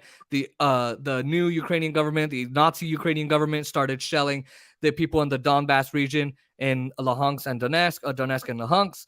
And finally, Putin had to go in and invade to try and protect his people. It created this brutal war of 8 years. So that's what happened is they created all of that. Okay. And they had a Minsk agreement. The Minsk agreement was basically a diplomatic way for them that Putin agreed to, and that Zelensky and all of them, the United States had agreed to, that said, hey, stop shelling people, stop bombing people. We'll stop bombing you, and we'll stop shooting everybody, and you let the rebels hold elections and all that. For 8 years, Putin stood by while they did not do it. Excuse me. You're welcome. He stood by and said, well, we're waiting for you to... Boy, what are you doing? What are you smoking on? Yeah, what are you smoking on? Some Water, Afghan. huh? I definitely need water. No, now I need water. Boy, what were you doing? Whatever Naeem's doing over there. So that happened. Does it get you demonetized or? I don't think I'm so. sorry if it does. I'm already demonetized anyway. Fuck it. Screw it. Okay. So they so they didn't follow that agreement. So finally Putin had to go in this time because he's protecting the people that are united with Russia most of the time. They speak Russian. They consider themselves Russian natives because they just keep doing it. So here's a BBC clip, and I wanted you to comment on this. Oh, that BBC propaganda. All right, serve it up. And let me serve you up some propaganda right here. Mm-hmm. I don't know if it'll... Let's see. Here we go. Ukrainian troops northwest of Kiev, slowing the advance of Russian forces. Hold on. Hoping to save their capital and perhaps focus minds in Moscow. Officials from both sides continue to talk, looking for a negotiated settlement. The Kremlin said the discussions were positive, but neither side says where the progress is being made. Today, though, Ukraine's president addressed a gathering of Northern European leaders in London and dropped a hint of what might be part of any future negotiated settlement. Ukraine is not a member of NATO. We have heard for years that the doors were open, but we also heard that we could not join. It's a truth, and it must be recognized. Hold on. I just want to, because we're going to play Jimmy Dore and Aaron Mate's clip. What is Zelensky admitting there, right, Naeem? He's admitting we've known for years that we've wanted to join NATO, but we've also known it's not going to happen. That's what he just admitted right there. Am I wrong? Yeah. Mm-hmm. Okay. It's pretty straightforward, yeah. Mm-hmm. Pretty straightforward. And that I need people to know that because we're going to cover even more. But watch this. Hint of giving up the idea of joining NATO may be seen by some as a concession to this man, Russia's foreign minister, who today, as he met his Iranian counterpart, set out some of Moscow's demands. The neutral military status of Ukraine, security guarantees for all participants, the demilitarization of Ukraine, so that no threats to the the Russian Federation ever come from its territory. The European leaders, hosted by Boris Johnson, were not, however, in London to talk about possible peace deals. Oh, I want hear everybody saying we need peace. We need peace. I wonder what else they would talk about. Hold on. Let this British dude tell us why. What they would talk about instead of peace. Aren't you curious, Naeem? Very curious. I mean, isn't peace the ultimate goal here? Let's stop killing them civilians. Right. Let's just get back to normal. Let's get back to our normal corruption. Okay. So I wonder. Let's figure out what they were talking about. But how to bolster their defences in case the war spreads and increase their support for Ukraine. What's your take there? Oh wow. Well, all I have to say, excuse me. All I have to say is business as usual, man. I mean, they got to continue maintaining those defenses. They got to ensure that they go ahead and make more money and more profiteer off of things. And it's interesting to see how BBC frames it. Like, peace is a whole bunch of non-business related nonsense. The real people, the people who matter, Boris Johnson and the like, are sitting down and doing the real business. And the real business is, this war is going to go outside of Ukraine. I'm horny for some good war. Let's get it started. Right? Like they want it to go outside of Ukraine. They want it to become World War III because, man, they're going to cash in. They're going to cash in a lot selling all those weapons. So most of them will get destroyed. Well, yeah. Exactly. Well, yeah, exactly. But they'll take their money and run. Oh, yeah, they'll go to space with Jeff Bezos and Elon Musk and Bill Gates. And Bill Gates will get them their digital IDs. The other part is, what's interesting is, we need to bolster our defense because this war, we don't want to spread and we don't want to get more and more. Wow, amazing. I mean, you put it very well. The only way it's not going to spread is by promoting peace. I mean, yesterday you saw the foreign minister, or was it the defense minister? Oh no, it was the foreign minister of Ukraine. He was out there, basically the equivalent of the Secretary of State. He was out there at a NATO meeting in Brussels with Antony Blinken, and he was saying the only reason we're out here, the Ukrainians are out here at this meeting in Brussels, is not to talk about, and I think it was Brussels. He's like, is not to talk about. The reason they were out there is to talk about how Ukraine can get more guns. Instead of saying like Medea Benjamin from Code Pink highlighted, she tweeted, instead of guns, there should be talk about how can we get negotiations, ultimately achieve peace. Exactly. And even when Zelensky wants to strive for peace, let's suppose he does, right? The United States ain't giving him that off-ramp by sanctioning Moscow to the high heavens. Yeah. So two things. Number one, because I forgot to hit that part that Biden said. The whole they're not out here to talk peace.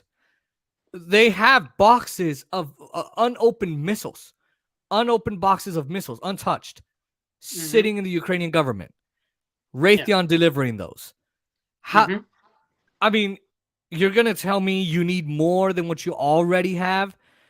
Okay, and you watch how the BBC's news coverage turns from, well, we don't want peace to we want peace. Watch.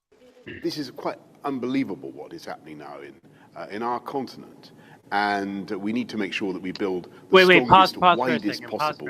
Pause for a second. In our continent, whatever happened to Boris Johnson campaigning so hard for Brexit? Our continent, my ass. Now it's our continent. When there's money involved. When there's defense contracts involved. Exactly, and now they're Russian. Now they're not Russian separatists. Now, when Ukraine was bombing them, the people in the Donbass region, in Donetsk and Luhansk, they're Russian separatists. Now they're Ukrainians. Oh, I didn't know that there was a difference. Oh man! Right? You see that? Okay. Yeah, coalition to ensure that Vladimir Putin does not succeed, that we wean ourselves off Russian hydrocarbons. Well, wean yourself off of all hydrocarbons, please and thank you. Well, please, everybody. But it's a fossil fuel war. That's what Boris Johnson just gave away there. Because guess what they did? They stopped the Nord Stream pipeline. Yeah. Nord Stream, what is it called? Nord Stream oil pipeline, whatever. Nord Stream 2 or whatever, yeah. Nord Stream 2 pipeline. 2. Nord Stream 2A pipeline. Pipeline, Yeah, 2A pipeline. yeah. Now they stopped they're that. try to get some Because- Canadian Right, because oil and gas now from American. Russia provides 40% of the oil to Europe. Well, guess what? At Comcast, ExxonMobil, and all the whoever other companies, I don't know the other oil companies here, they are saying, why do we need Europe? We could do that. We can provide the EU with all of our oil. U.S. oil. Export. That's what this is about. It's not about peace. It's not about the people of Ukraine, ladies and gentlemen, like they claim. It's about oil, like all wars are. What's the Iraq war about? Oil. What resources in Palestine? There's a lot of resources and a lot of religion and a lot of. But what are the resources that the U.S. are after? Well, there is believed to be some gas reserves in the Mediterranean coast. And then there's, I think, nylon or something like that in Afghanistan. Oh, Afghanistan has a lot too. Lithium. They have copper. Nylon, they have cobalt. copper. They have All those opium. resources. Opium for some good heroin. You know. Yum. No, And here's the thing: you think heroin's an underground business? Governments trade in heroin, bro. They trade in opium. Oh. They'll tell you they don't, but they do. I bet they have child sex slaves too. So Oh yeah, you get those in Libya. yeah, exact. And remember, they said that Muammar Gaddafi had child sex slaves and that there were terrorists all over. Meanwhile, Muammar Gaddafi was killing the terrorists. And as soon as he started trying to actually help the people, oh, now we got to go take down a dictator, which Hillary Clinton. Oh, by the way, that's a war crime too, regime change war. And Biden and Obama and Hillary all supported that. And Blinken. Oh, and Jake they're Sullivan. hard for some regime change war right now in Russia. You heard Biden spill the beans about removing Vladimir Putin. Yeah, he must This not. man he can cannot no remain longer in remain in power. And then they walked it back immediately. Like, he didn't mean regime change. He did not mean regime change. All right. Western leaders know that a negotiated settlement will become possible only if Vladimir Putin sees no alternative. And that's why they're determined to keep up the pressure on Moscow. What does that mean if there's no alternative for Putin? If he sees I mean, no what are alternative? you saying? We go in there, and Putin has two choices: we kill him or he does suicide. Is that what you guys are referring to? A no alternative? You're trying to bring back some World War II hocus pocus, like? Because he say until Vladimir Putin has no alternative, do what the West wants. Is that what you want? You know, Putin's not going to do that. Bend over backwards for their asses.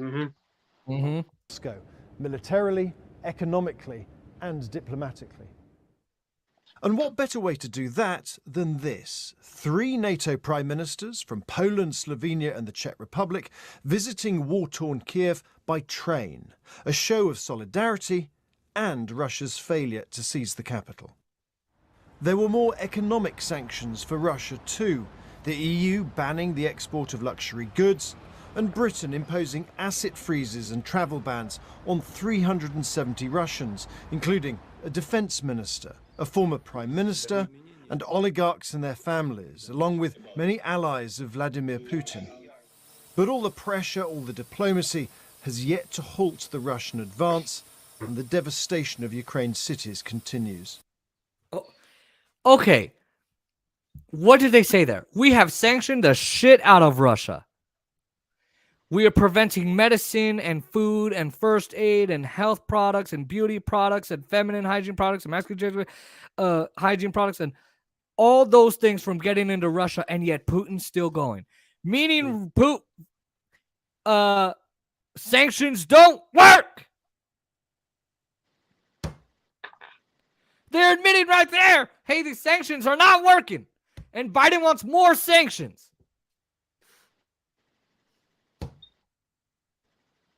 Naeem? Yeah, I mean, it's pretty straightforward. We saw it in Iran. We saw it in Syria. We saw it in North Korea. We saw it in Libya. We saw it in Iraq. We're seeing it in Afghanistan. Sanctions aren't going to make much of a difference ever. If anything, they strengthen the popularity of the person in charge? Of the person. Look, I mean, you brought a segment from Crystal and Saga earlier in this live stream.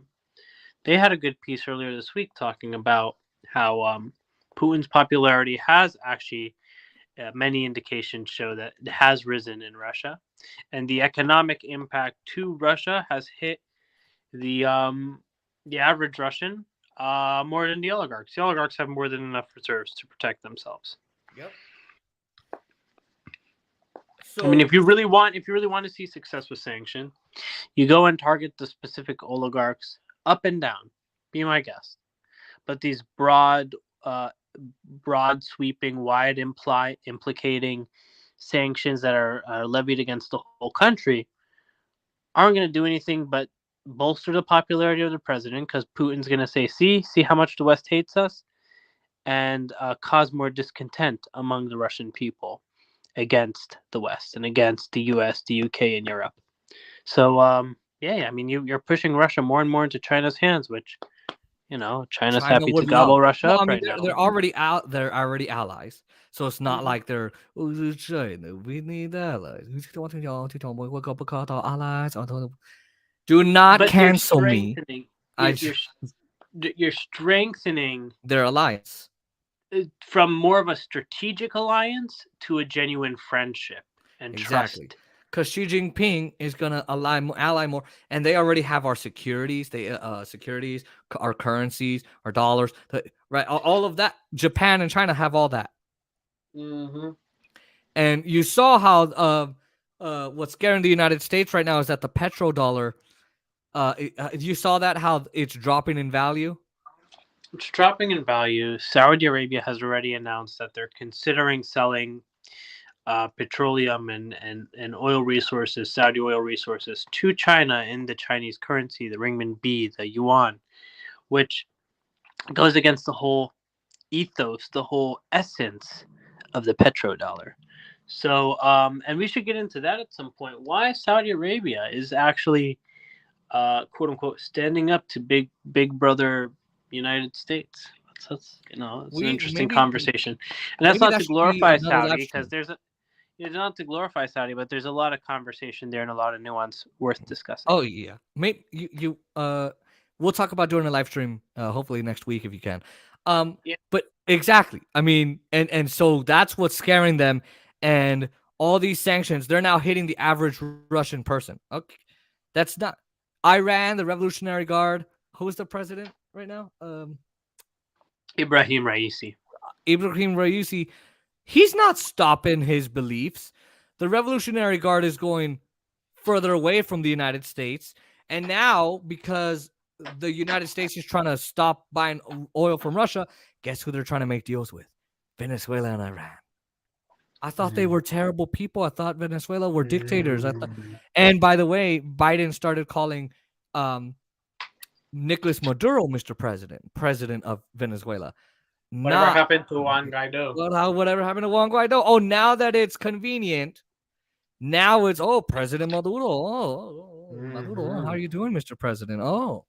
So now that we've gone over, so remember in the beginning clip, all right, Naeem, right? You remember, but for the audience, I played a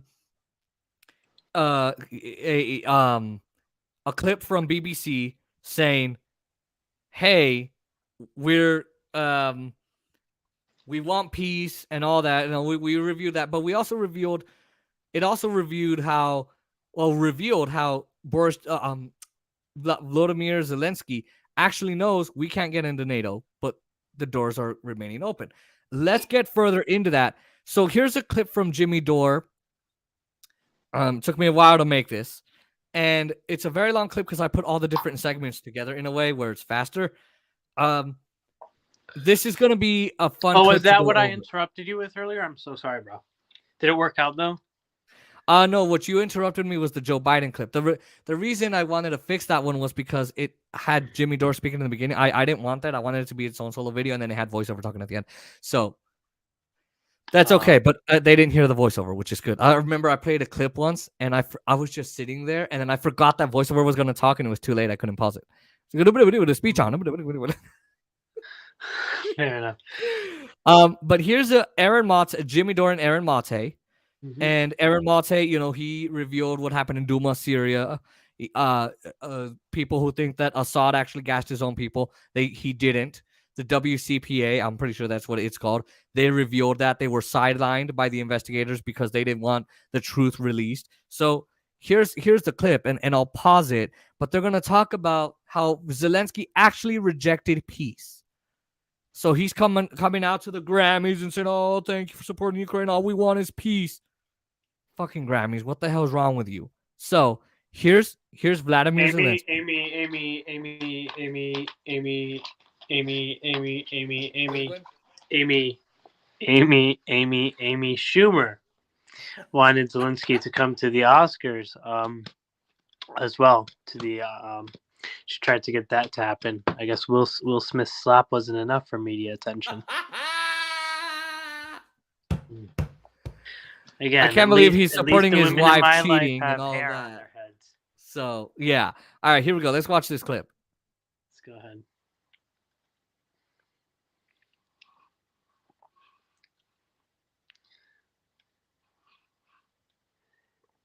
I saw you tweeted this out.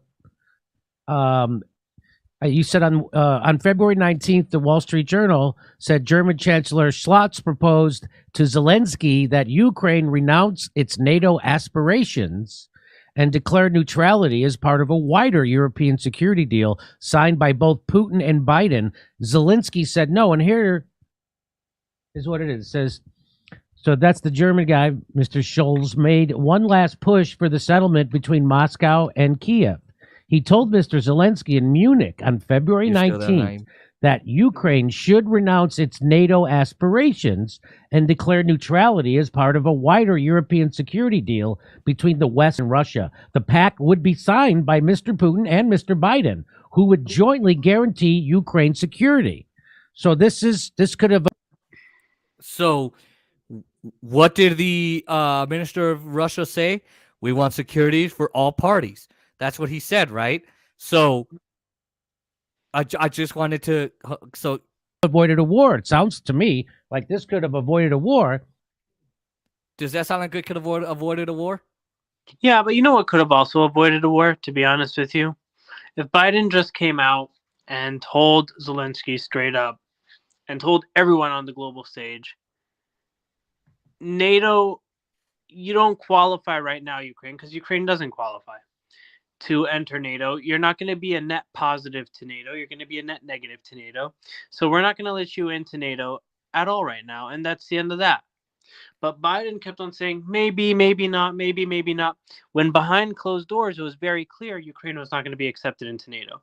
So while Zelensky didn't do enough to make peace, I don't think Biden did enough to make peace either, because he could have just came out and said that. But you know what Jimmy Dores is alluding to is a pact that was discussed in Munich, which would have seen a neutral Ukraine where Russia and the United States would agree to both provide security assurances to this neutral Ukraine that will be a buffer zone and not take any sides in the war, which would have satisfied Russian strategic security concerns and would have also satisfied Ukrainian strategic security concerns in that the United States, as well as Russia, are protecting Ukraine against outside threats. So this was really the only way this would have happened. And this is ultimately going to be the only way peace could really end up happening. I will stipulate, however, and this is rejected it. Yeah. This was rejected by Zelensky. Biden did not make enough of an effort to go out and say the honest truth, which was Ukraine wasn't going to be able to get into NATO in the first place. But I'm also going to highlight this, and while all those steps should have been taken, it's very clear that Vladimir Putin had other intentions. I don't know if the whole Russian state had other intentions, but Vladimir Putin himself, in his February 21st address, I believe it was the 21st. It was the Monday the 21st. Yes, when he addressed the Duma, the Russian parliament, and he made a televised speech where he announced that Russian peacekeeping missions will come in to protect the republics of Donetsk and Luhansk, and he declared them as independent republics as per Russia's perspective. He made many references to Which he refused to do before. pre-Soviet era decisions, such as Lenin's decision to make Ukraine a separate region, and the 1953-1954 Khrushchev decision to transfer Crimea from Russian authority to Ukrainian authority under the USSR, and other historical references that made it very clear that he did have revanchist goals.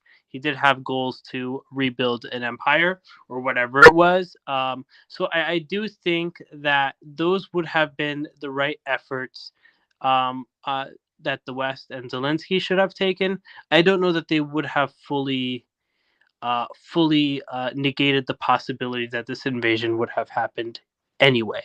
But those are things that the steps we should have taken, Biden should have taken, and Zelensky should have accepted Scholz's offer in Munich. I think he should have accepted. I think he would have definitely prevented a war. Now let's continue with the clip and let's see what they say here. Mr. Zelensky said Mr. Putin couldn't be trusted to uphold such an agreement and that most Ukrainians wanted to join NATO. His answer left German officials worried that the chances of peace were fading. Yeah, he's definitely being used as a pawn. So, hold on. So, Jimmy Dore asks him, and they were right to worry, but Jimmy Dore asks, I was about to say but he asks Aaron Mate, is Vladimir Zelensky being used as a pawn? And let's see what he has to say. You ready, Naeem? Yeah. Mm-hmm.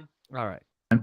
Here he is being offered by Germany a proposal that he's going to be ultimately have to accept anyway, or else his whole country gets destroyed. Unfortunately, that's just the grim reality of committing to Ukrainian neutrality and not joining NATO. And he knew, and he's admitted this, and you might have the clip, Jimmy. Well, here's the clip. What Zelensky admitted. Let's hear what he admitted. He was told by NATO that you're not going to join, but we're not going to admit that publicly. We're going to keep the door open publicly. So basically, keep the door open publicly to an outcome we're actually not going to accept in practice. Why? Just to bait Russia. So Zelensky chose to risk war to go along with that ruse. And that's the ruse that Biden was spearheading and was conducting, because Biden ultimately knew, and the whole NATO conference knew, Jens Stoltenberg and all the others knew that Ukraine was not going to be accepted into NATO. And that was known since the invitation was even given to Ukraine in 2008 by George W. Bush. When he gave Ukraine the invitation into NATO, all the rest of the NATO members had pulled him aside and was like, bro, what do you... No, we're not going to accept Ukraine, and we're not going to accept Georgia. Those were the two nations that were given invitations by George W. Bush. It's a very hawkish effort on the Bush administration's part. And Germany and France and other NATO members were like, hell no, that's not happening.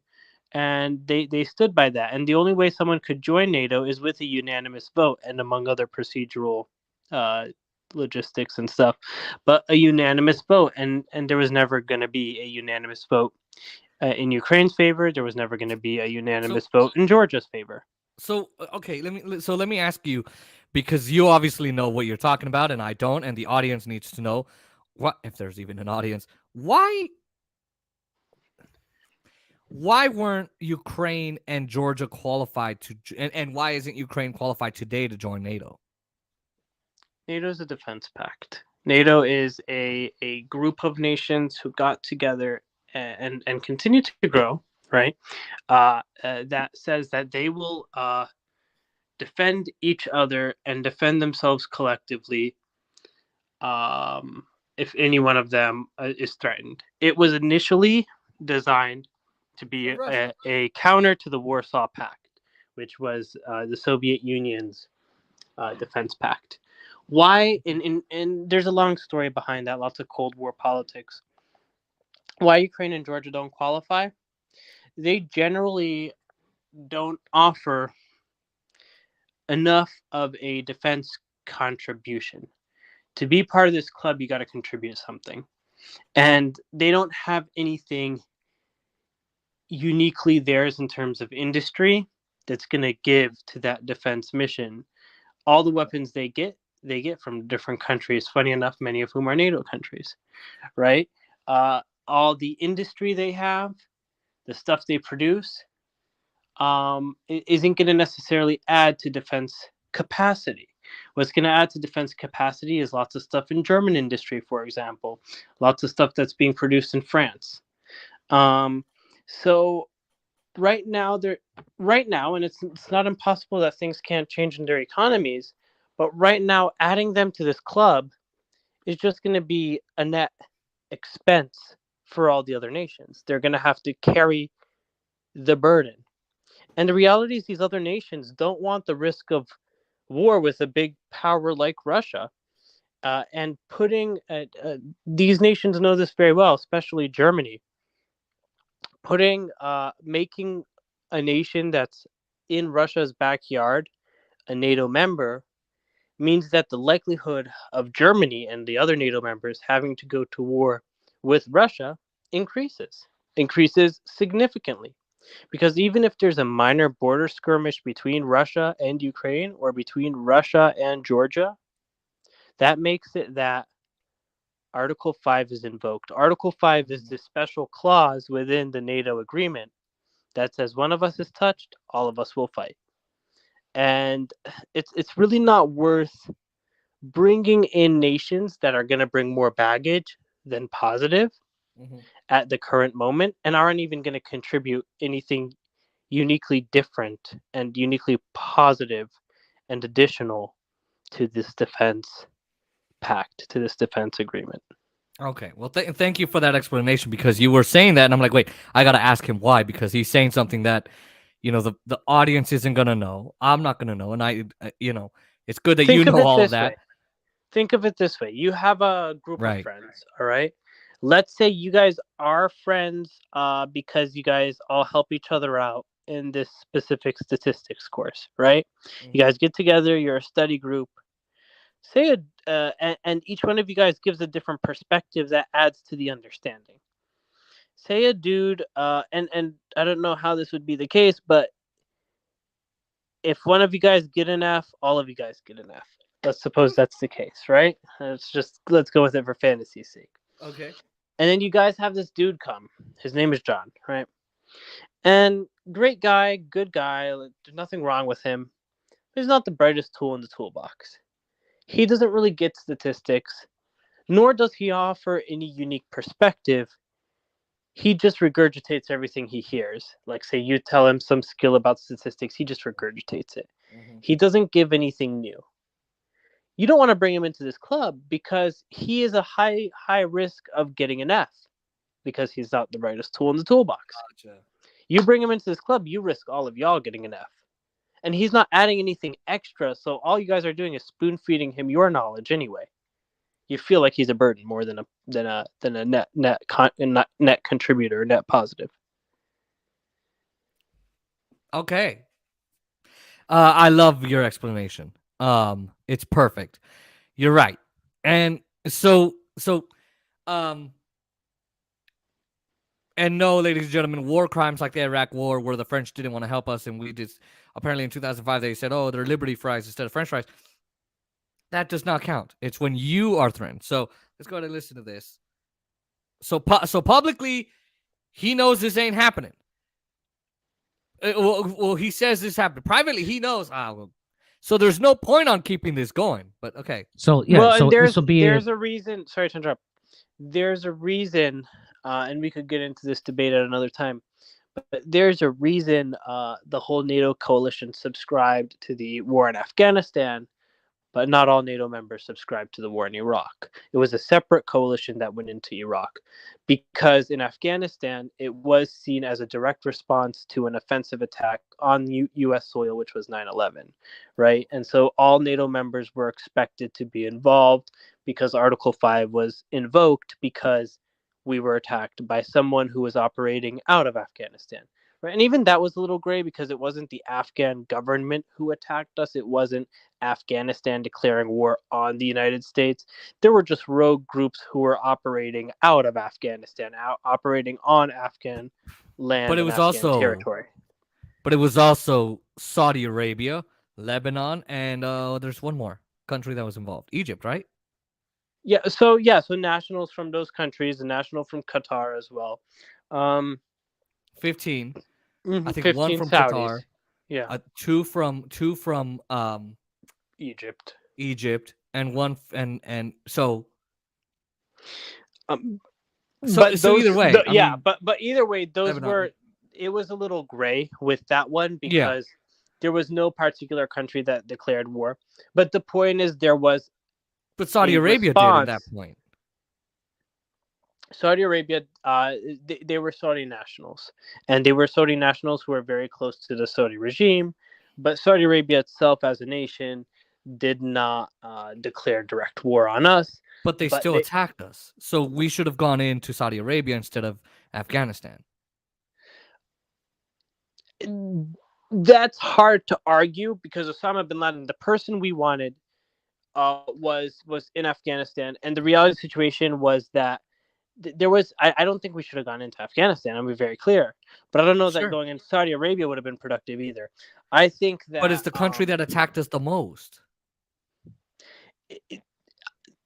There were people who were higher up in the country's order who attacked us. Yes, that's correct. It wasn't the country itself on official doctrine that attacked us. And neither was it Afghanistan. Afghanistan, the country itself, did not directly attack us. But I think our response to 9/11 was, and we should definitely have this conversation as well, was itself misguided, and we didn't appropriately respond to it. But why I'm saying NATO got involved in the Afghanistan war where NATO did not get involved in the Iraq war is there was this feeling that it was a response, maybe not a correct response, but a response to a direct offensive against the United States. So Article 5 could be invoked. And I don't even know if Article 5 specifically was invoked, but I do know all NATO members were involved in the war in Afghanistan, whereas not all NATO members, such as France, and I also believe Germany, did not get involved in the war in Iraq in 2003, because that was an offensive war launched by the United States, the UK, Australia, others. And it was, in fact, a war crimes that were committed. And the war itself was started on immoral, unethical, and unconstitutional bases. So George W. Bush should have been impeached in the United States for that war. And Nancy Pelosi could have handled that. But the problem is they went and told her, we're torturing people. And Nancy Pelosi didn't. She was the head of the Intelligence Committee at the time. And she was the chairman of the Intelligence Committee. And she didn't do jack about it. So for her to go in 2007 to then go and impeach the president of the United States, George W. Bush, Bush could turn around and say, you knew about this. Now there's a bigger problem. Yeah. Translator speaking, but you can. I think back to this whole Ukraine thing. NATO is a defense pact in the way that we all made a whole bunch of defense agreements before World War I that we said we'll never go back to, because that's what got us into World War I. When you all start getting together as a group and somehow mutually promise each other, when you get hurt, all of us are going to fight. It's just increasing the risk, especially with NATO. What is NATO? 30 countries? Yeah. I mean, all it takes is for Iran to somehow get into a border skirmish with Turkey, right? And Turkey is a NATO member. All of a sudden, we have a war with Iran. Don't give the war hawks in the United States any ideas, by the way, please. John Bolton, Jake Sullivan, Anthony Blinken, Joe Biden with Obama. We just passed out an idea of how we could get into war with Iran. Somehow do a false flag operation in Turkey, and then boom, Article 5. Mission accomplished. Remember? The axis of evil. Axis of evil has been defeated. Like, dude, what the fuck? So this is why we gotta avoid these types of defense pacts. We gotta stop doing them because they keep on getting us into problems like they did in World War I and like they're doing right now. Well, exactly. But I think there's a bit of a gray area there too, because I don't think all NATO countries were for it. But there's an argument that after 1990, really, we didn't need NATO after the collapse of the Soviet Union, because it was made to protect against the Soviet Union. Protect against the Soviet Union. It was supposed to be a counter balance. So part of the agreement with Mikhail Gorbachev and James Baker being the Secretary of State and the leader in all these negotiations with the Soviet Union under George H.W. Bush in dissolving the Soviet Union was, okay, fine, the United States and NATO, we're not going to dissolve ourselves, because if we do that, we're saying that ultimately the Soviets got their way, right? They dissolved Warsaw, we dissolved NATO. But at the same time, we also gave verbal consent or verbal assurances to Mikhail Gorbachev that we will not expand NATO. True, they were not written. They were not written assurances, but we're not going to expand beyond East Germany. So East and West Germany will unite and become Germany proper, and then NATO will not expand. All of a sudden, Poland found its way into NATO, Slovakia, Czech Republic, the Baltic states. All these other countries just started finding their way into NATO, and it hit a fever point. It hit a crescendo in 2008 when George W. Bush just went haywire and ham and just said, well, we should add Ukraine and Georgia. Let's put out invitations. And all the other NATO states said, are you fucking out of your mind, bro? Ukraine and NATO George aren't Bush add or just went on a haywire and expanded way the hell. Because Clinton kind of supported it, but he also went just a little bit.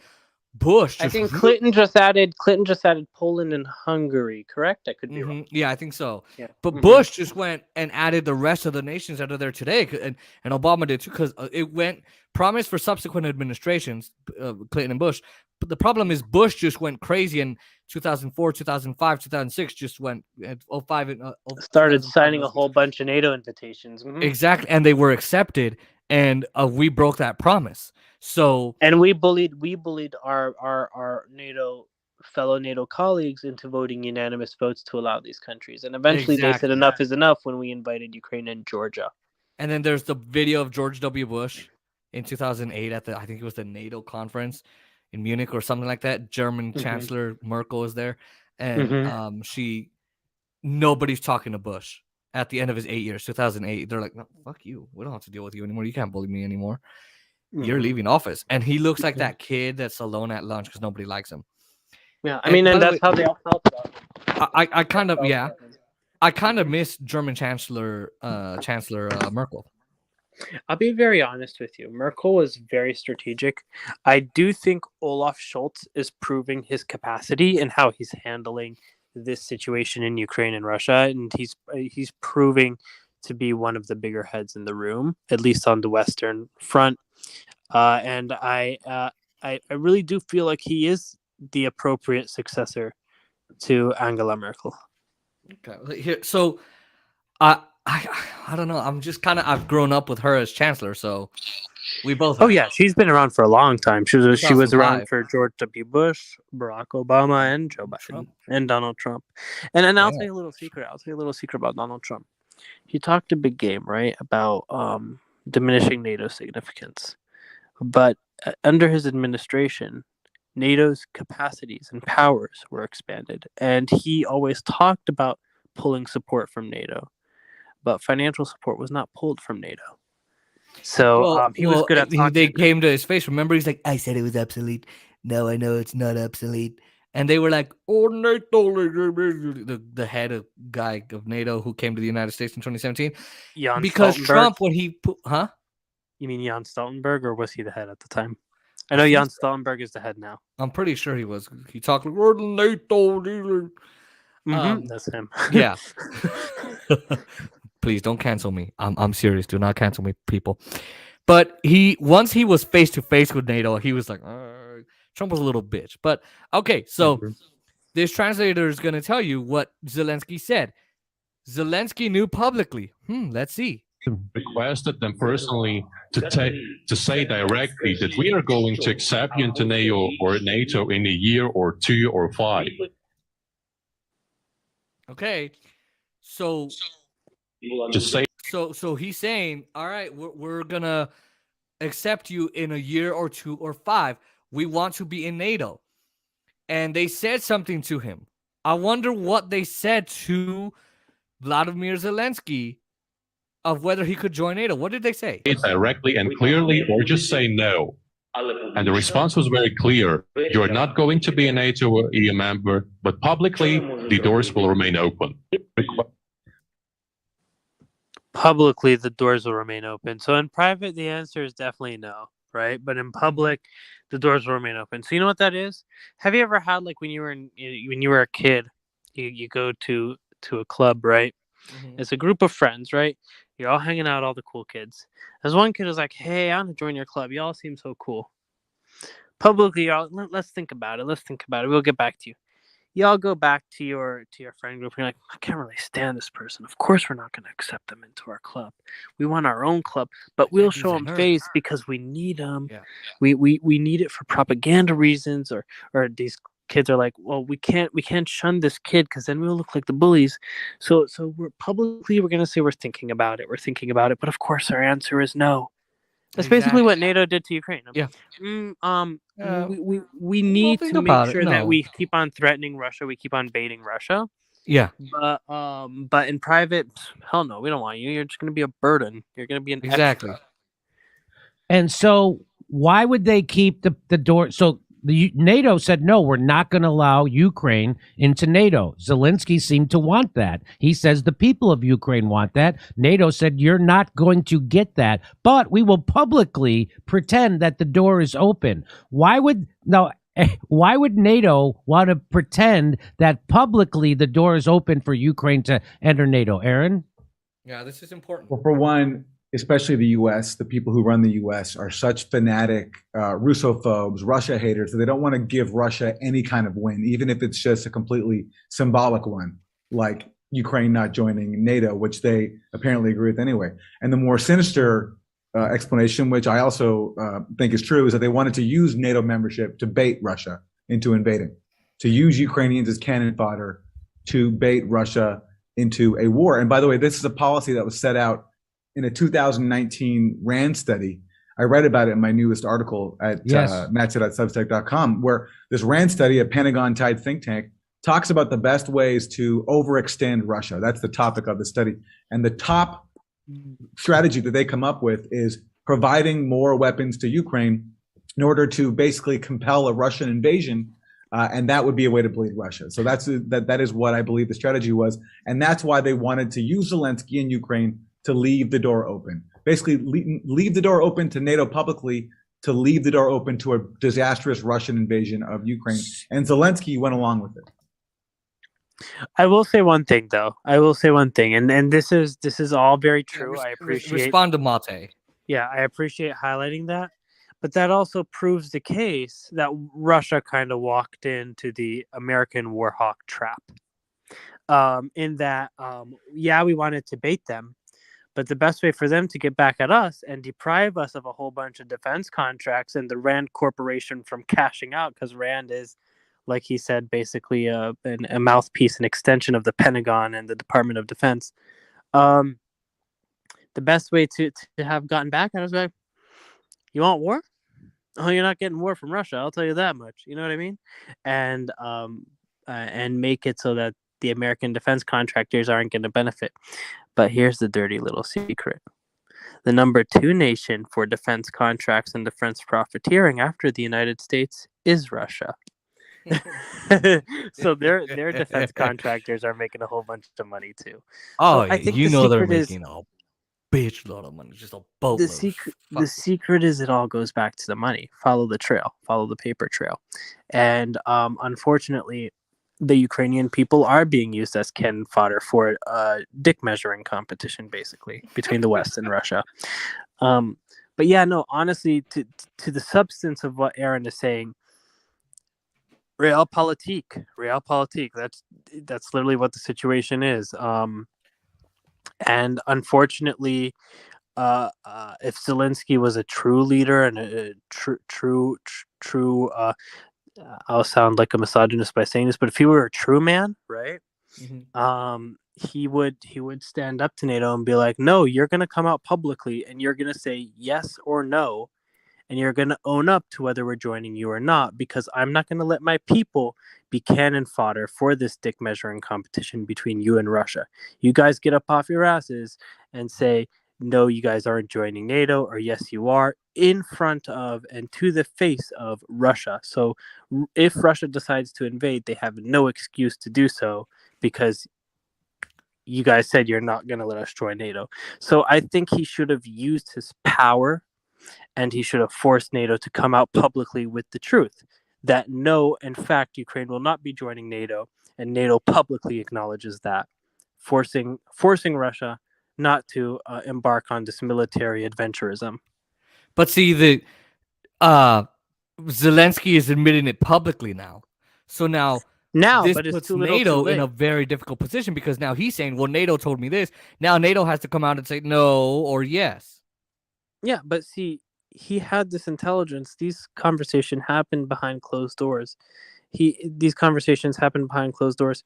He had this intelligence at latest February 19th when Olaf Scholz spoke to him. And he probably had this intelligence before.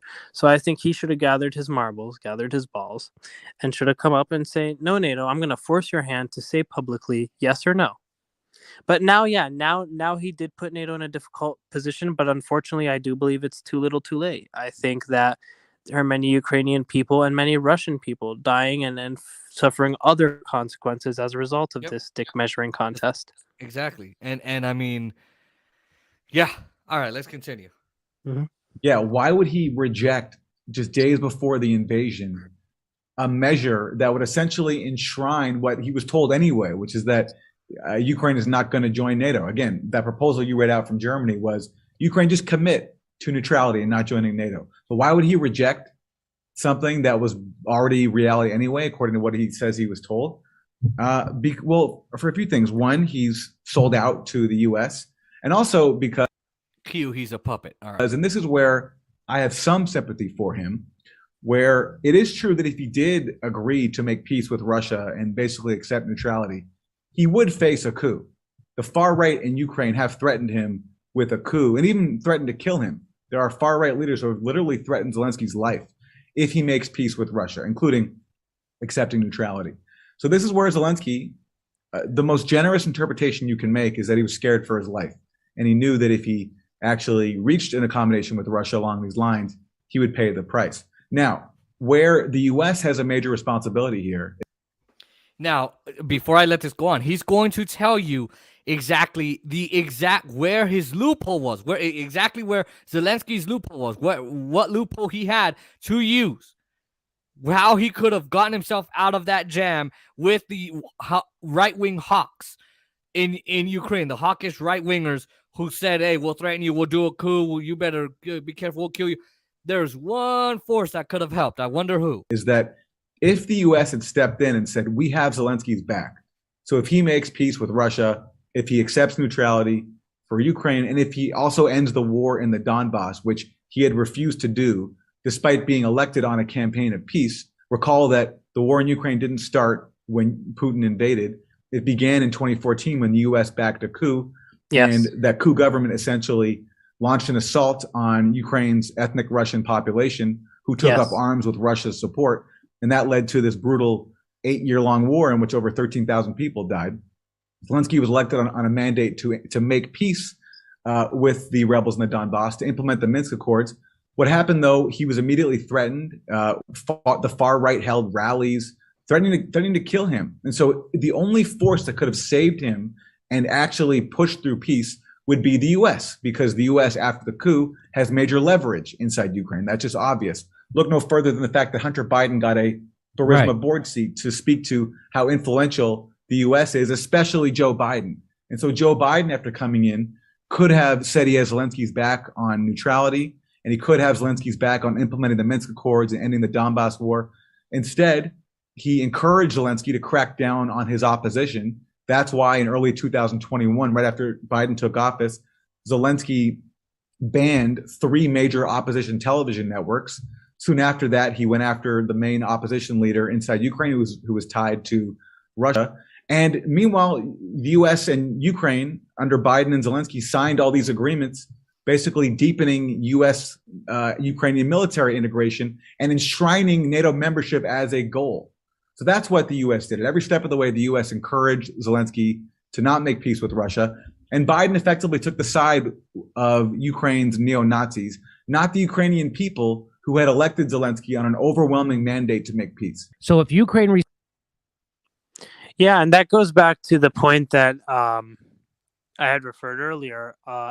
Biden really was the one who had the sway before this war happened in saying, we will give Ukraine security assurances if Ukraine declares its neutrality. We will not accept Ukraine into NATO because they do not qualify for NATO membership, but we will provide them security assurances in cooperation with Russia, giving assurances that they will not invade or touch Ukraine, with Ukraine remaining neutral. So yeah, the Biden administration were the ones who had the most leverage. They but could have saved his ultimately, life. Yeah, they would have saved 'Cause then his life. you think and the they would have right saved the wing? lives of the Ukrainians. Yeah, Mhm. well, exactly. But you think the right wing saved the lives of Ukrainians, but you think the right wing hawks are gonna, I don't care, F you, Biden?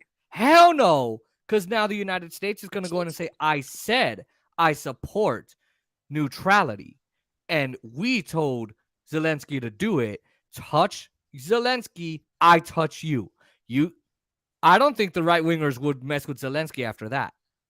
Yeah, that would have been the clearest solution, and that would Instead, have he sides also with this ensured that would have military. ensured the most peace in the area. Yeah, and instead he sides with the neo-Nazis. Meanwhile, the Democrats keep complaining about, oh, Nazis, Trump's a Nazi. And yet the Ukrainian military officially adopts a Nazi logo, a logo of the Nazis, the neo-Nazis. It's got Nazis in its military, and people like Adam go, oh, but it's a minority. It's not that much. Well, it's a minority of Republicans. Well, I don't think so, but let's just put it that way. It's a minority of Republicans. Oh, but it doesn't matter. They're Republicans. It's the complete hypocrisy. So now Joe Biden is joining this neo-Nazi military, creating this war, all for war profits and oil. That's all it is. Yeah, goes back to the receives money. nuclear Exactly. weapons. So now this is a advisor for Vladimir Zelensky in 2019, and he's going to tell you exactly what Ukraine wants. And Jimmy Dore is going to be reading the translation. From NATO, what will that do?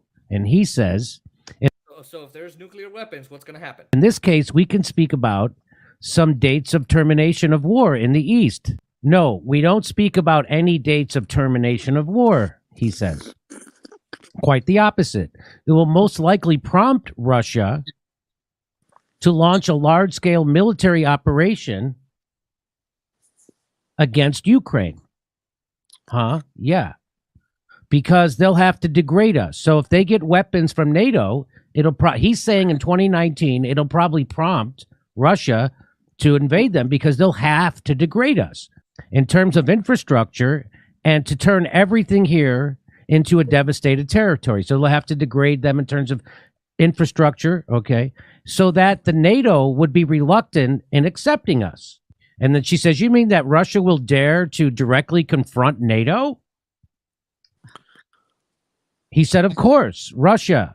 No, not NATO. They must do this before we join NATO, meaning Russia has to invade Ukraine before Ukraine joins NATO to make Now or us never not type interesting argument. for NATO. What was that? It's a now or never type argument. Peter Zihan also makes this argument. So that we become uninteresting as a havoc territory. So if Russia destroys Ukraine, NATO won't want to bring Ukraine into NATO, like we said. So now he says, with the probability of 99.9%, our price for joining NATO is a big war with Russia. And if we do not join NATO, its absorption by A big war with Russia. That's it. It's a big war with Russia. Wow. Well, they got that big war with Russia. They got that big dick war with Russia. Russia within 10 to 12 years. So he's saying that if our two options are we either go have a full-out war with Russia or Russia's going to absorb us into they're behind their red curtain that doesn't exist. Yeah. This vestiges of the Here's Cold the War fork. type thought Here's the process. fork. Right, exactly. they're already spreading propaganda privately, but to the state media, yeah, I mean, we need, there's a choice we got to make.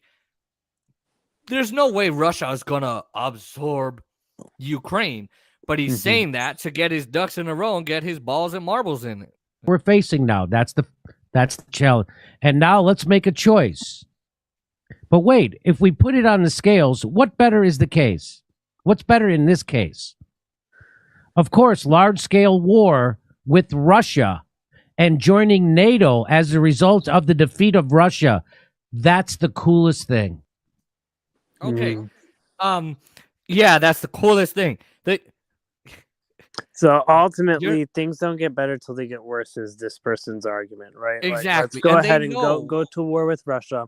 Somehow, miraculously, a win over a militarily superior military, right? A militarily superior force, right? Win over them somehow miraculously. And then as a celebration, we get a little treat by joining NATO. After all our capacity and infrastructure in Ukraine has been hollowed out by that superior military of Russia. Yeah, I don't know what kind of sideways argument that is, but some people make that argued argument. that they're not going to want us if our military's gone and if our infrastructure is decimated. We're too much baggage. Oh, but we still want to join NATO, so we should definitely let Russia invade us. But we're going to become victorious. His argument is going back and forth. Yeah, it's inconsistent. But okay, right. But he says we're going to be absorbed into Russia. So here's what Aramate says. No evidence for that. It is true that Russia took Crimea in 2014, but the reason they did that was obvious, and everybody across the Russian political spectrum supported it. You had a coup in 2014 backed by the US. The coup government was immediately talking about joining NATO. And so you had the prospect for Russia of its most important naval base in Crimea, where the majority of the population speaks Russian and identifies with Russia, falling into NATO. And so Russia acted quickly and absorbed it. And by the way, this was happening in parallel with the war in the Donbass beginning and the coup government essentially declaring an assault on the Russian-speaking population. But Russia didn't go beyond that. And even when the breakaway republics of the so they were trying to get other countries to go into NATO, including Crimea, and Vladimir Putin saw that and said, "Hell no." Donbass, Donetsk and Luhansk wanted to become independent, wanted to essentially join Russia. Putin refused to recognize them as independent. Russia was advocating for the Minsk Accords, which I talked about earlier, this agreement under which these Donbass regions would stay inside Ukraine's borders, but get some limited autonomy. And that would be and in return for that, they would be demilitarized. Now, if you're wondering, folks, ladies and gentlemen, well, why then are we why now is Putin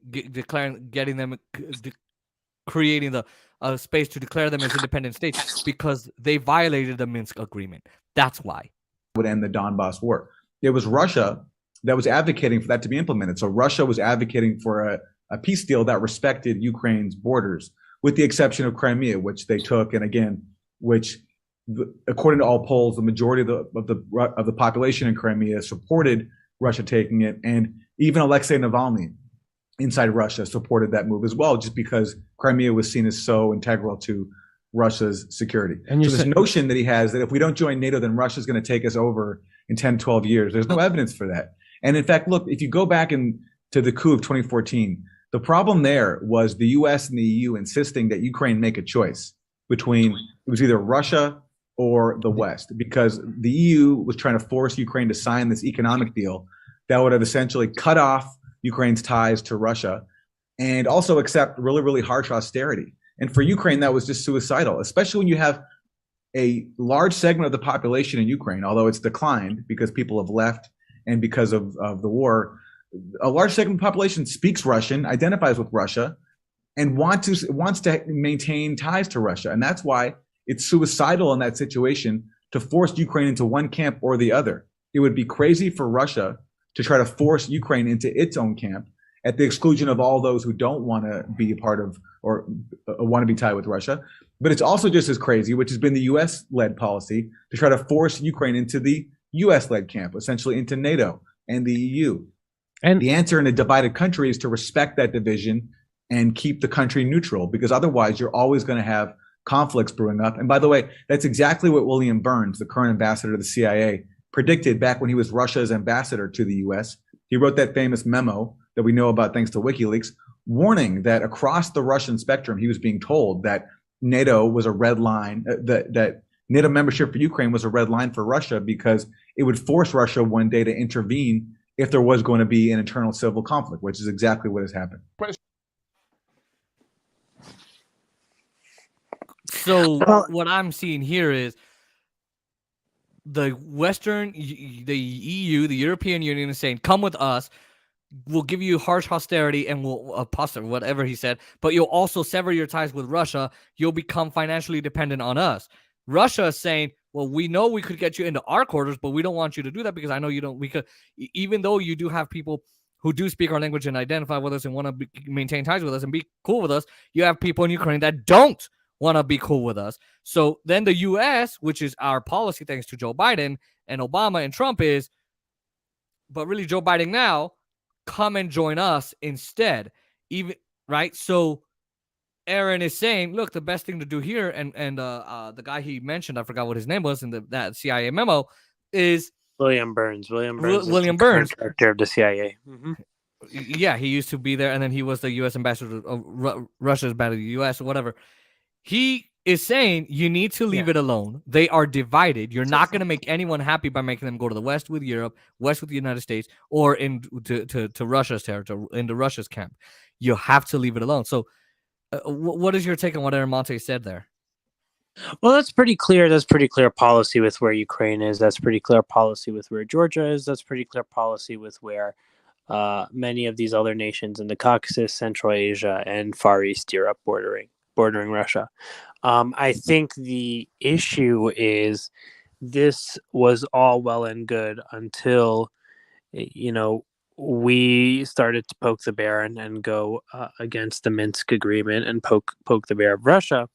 But I do still maintain, as I was saying earlier in your stream, it's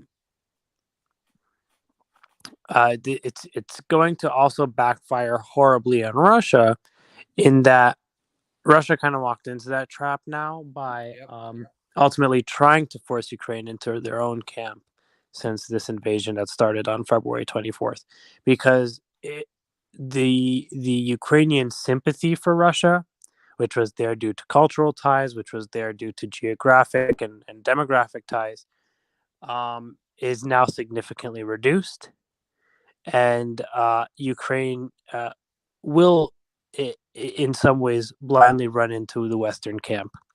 An ideal Ukraine would have been a Ukraine that's neutral, that would have gotten Western investment, Western capital, but would have also maintained the cultural cultivations with Russia. That would have been a most successful scenario, and that's not the scenario that seems to be coming about. It's not impossible for us to go back in that direction. I just don't know that the traumas of war are going to make it easy for us to go back in that direction.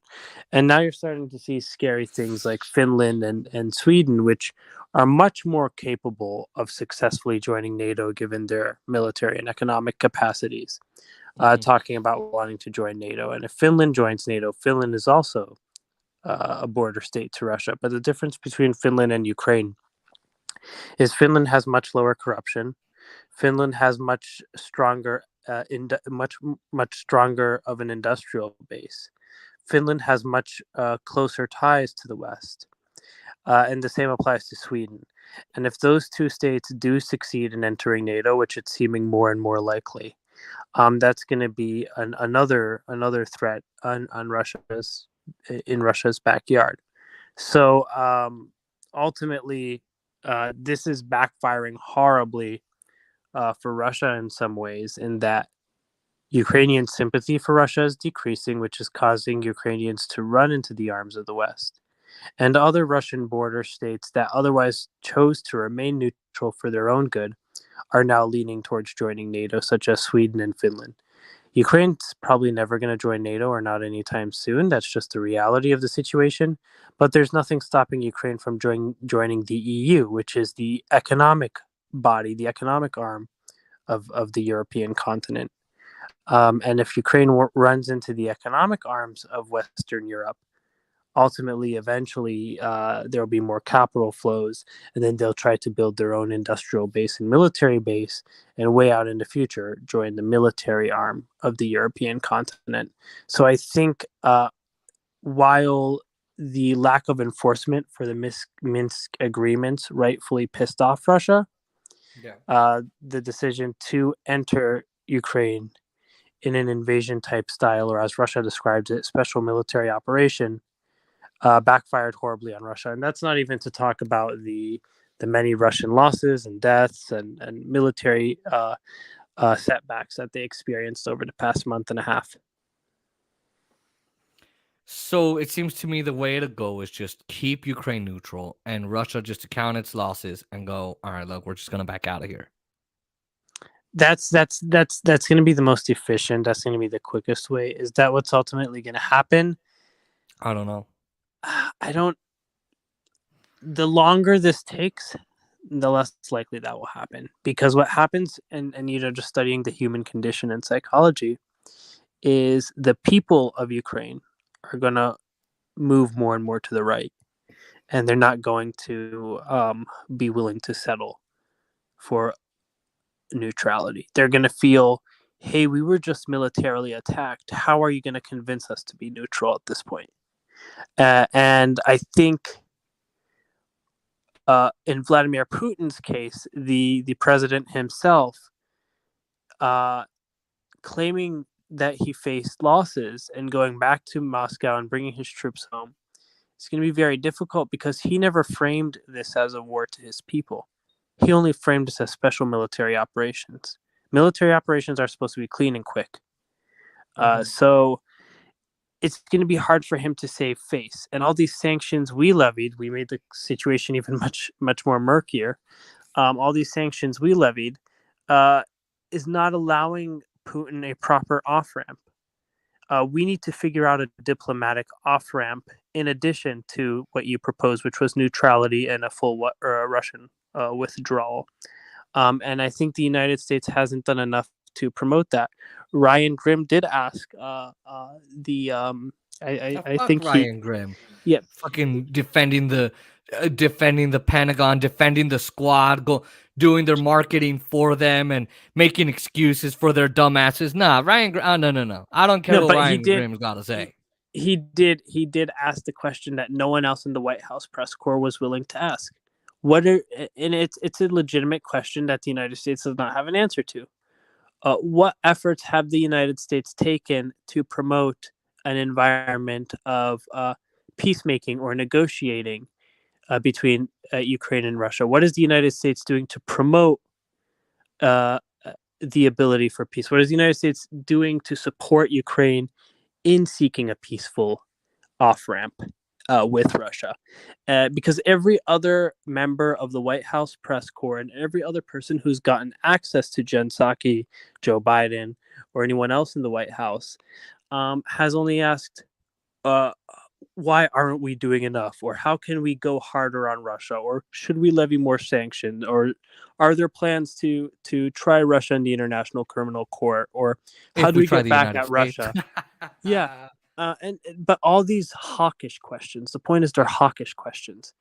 I mean, you wouldn't be in the White House press corps if you were to ask, so how can we make sure that we just neutralize Ukraine, that we end this peacefully, and that Russia just goes home? The United States doesn't have an answer to that. Yeah, the United States doesn't have an answer to that. How do we make an environment conducive to peace? But I don't, there's definitely lots of disagreements I have with Ryan Grimm, but asking that question, I think, was an important question to be heard, and we haven't got an answer to that quite yet. We never the United States. We're not going to get that. Mm-hmm. So my stance is neutrality. I have another guy who agrees. This is Douglas MacArthur, Colonel. I got to get this right. Okay. Colonel Douglas MacArthur. He's been, I forgot what Aaron Mate said. He was in the first Gulf War doing military operations. Then he was a leader in NATO for some kind of arms pact or whatever, and then arms leadership, and then he was under leadership of Trump. serving as ambassador to Russia or something. So let's hear what he's got to say, because I think he agrees with me. Question is, what is it that Zelensky is going to do? The Russians have made it very clear what they want is a neutral Ukraine. This could have ended days ago if he accepted that. And then they can adjust the borders. But the eastern part of Ukraine is firmly in Russian hands.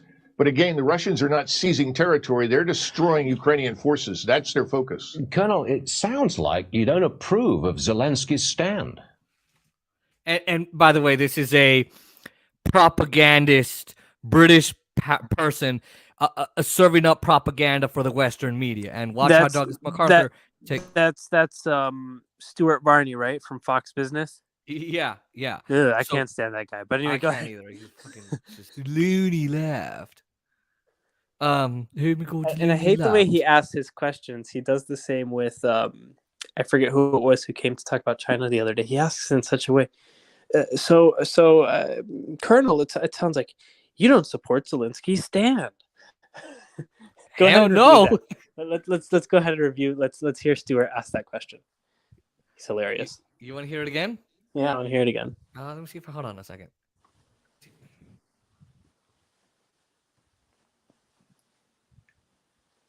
Oh wait, hold on.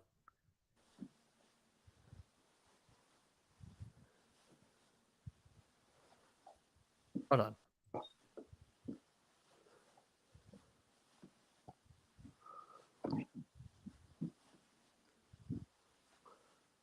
Colonel, it sounds like you don't approve of Zelensky's stand. Hold on, let's play. Hold on. Love that cartoonish voice. Sounds like you don't approve of this stand. Sounds like. In Russian hands. But again, the Russians are not seizing territory. They're destroying Ukrainian forces. That's their focus. Hold on. Colonel, it sounds like you don't approve of Zelensky's stand. It sounds like and he does that with all his questions. Like if you listen to any Stuart Varney interview, he brings on all kinds of Republican senators, fossil fuel executives. You know, he loves eating out a whole bunch of corporatist asshole. But anyway, all his questions are describing something.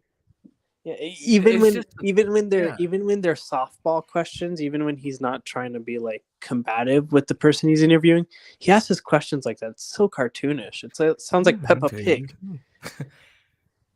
It sounds like Peppa Pig wants another pig. Exactly. Sounds like Peppa Pig wants an oink oink. Oh my god, my lord! I never saw that coming. Peppa Pig. It sounds like you want another pig. Even BBC doesn't talk like that. Even BBC does not talk like that. See, well, he's serving up propaganda. That's what he's doing. That's what they do. But it sounds like your balls are going blue. It sounds like someone's grabbing his balls and tugging. Because if they weren't tugging, so Tim, it really sounds like you don't really support him. But it sounds like you don't support his stand. Ow, my balls! Stop it! Stop it, Hannity! Stop it, please. I want to hear Hannity ask a question like that. Well, I don't even know how to do Hannity's impression. He has a weird voice. Him and Tucker Carlson both have a weird way of talking.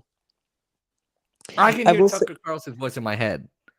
So you know how Sagar and Jetty was one of Tucker Carlson's mentees way back when? I could kind of tell that because Sagar's monologue style and his style of tone and just talking is very similar to Tucker's. Kind of, but it is very different. It's different, but I mean, it sounds like a smarter Tucker. Does that make any sense? A smarter Tucker Carlson. Of course. Yeah. Mm-hmm. Although I don't like that they talk about China in the wrong way and they smeared Robert Malone, Crystal Ball. I used to love Crystal Ball. Now it's just, but let's see what Colonel said. It sounds like here. Hold on, let me play the question. Hold on.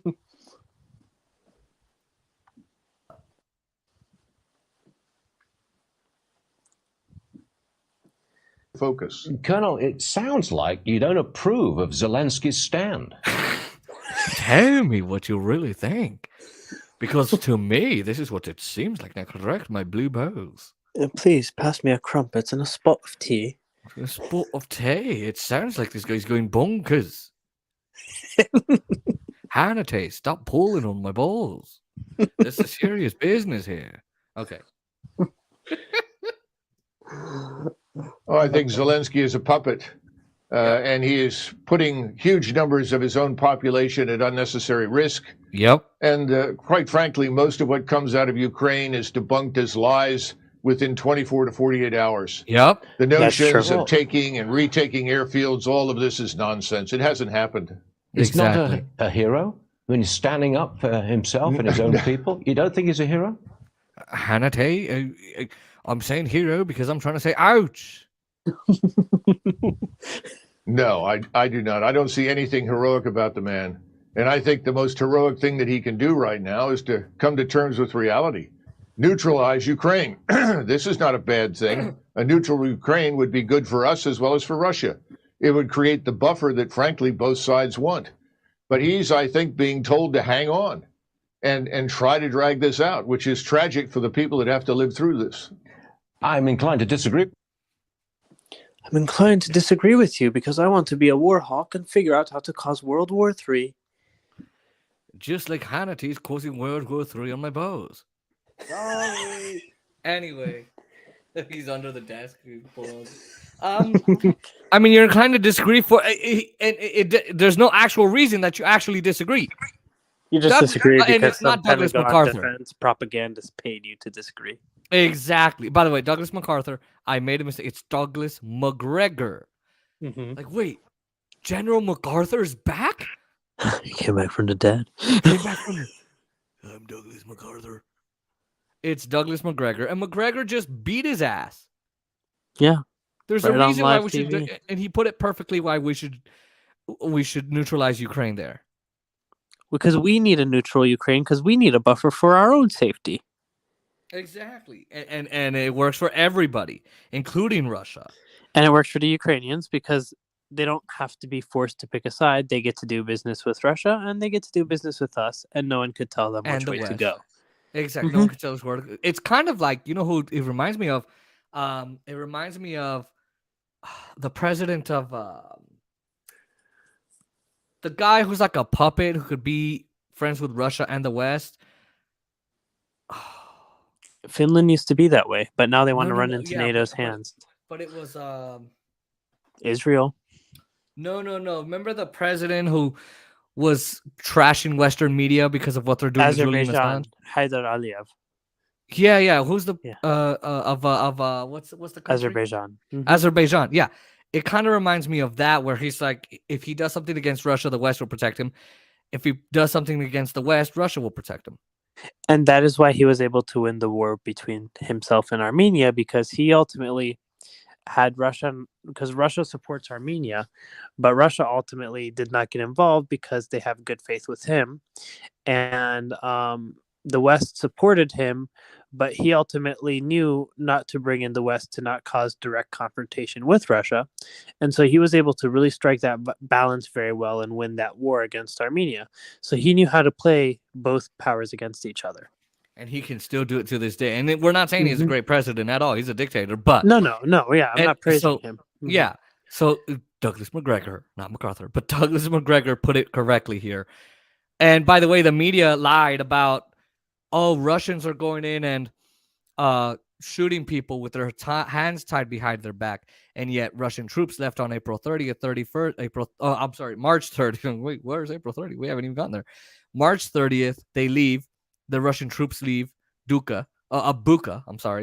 And then after they leave Bucha, the mayor says, all right, we've been liberated from Russian hands and we're now okay.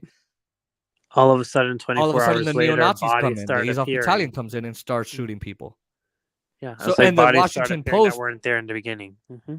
Exactly. The Washington Post puts it as fact. They're posting it as fact. Where's the disinformation there? Why aren't they being censored? Why aren't their Twitters being deleted? Well, and Margaret Brennan, I believe, is her name. She's the one who's on one of them Sunday morning shows. What is it called? Face the Nation or something? Yeah.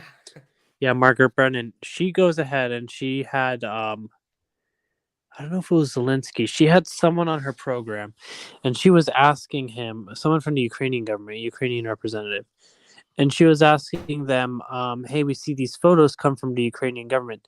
She doesn't add anything about we did not independently verify them or we did not independently confirm. She just takes what the Ukrainian government offers her at face value without any critical thinking or critical analysis, and says, "Hey, these photos are horrible," and then she proceeds to ask whatever question she wanted to ask. But you typically, as a news journalist and as a news agency, have to say, "Our news agency, whether it's the BBC or CNN, independently verified," or "We could not independently verify." She didn't mention any of those details, and you know this from journalism 101. You got to verify your sources. You got to verify the images or resources provided to you, the evidence provided to you. You got to make sure it's authentic. Exactly. I mean, that's what we learn as journalism students. I'm a journalism minor, and that's what we learn. And I mean, the media keeps lying to you. And you, I mean, this is the reason why people don't watch CNN and MSN. Adam says, "Oh yeah, but they're the most trusted people ever." And yeah.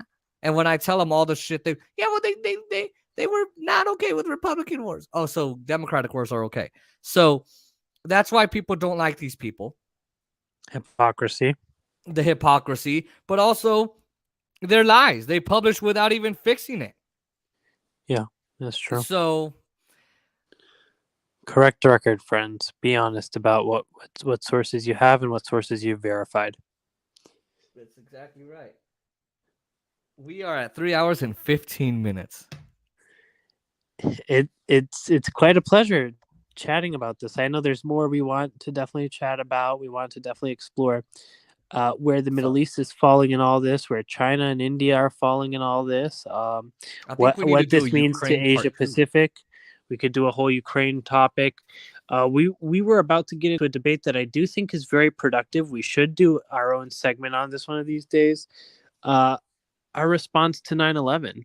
And was the war in Afghanistan the right response? Should we have pursued a war against Saudi Arabia? Should we have pursued no war at all? What would have been the right response? I think we had some disagreements, and I'd like to cultivate them, hash them out, figure out what they are, and find where we do agree. I think we agree on a lot. I think we agree that the war in Afghanistan ultimately was a failure, but was it the best response available to us at the time as a result of 9/11 and how to directly respond to the attack on U.S. soil?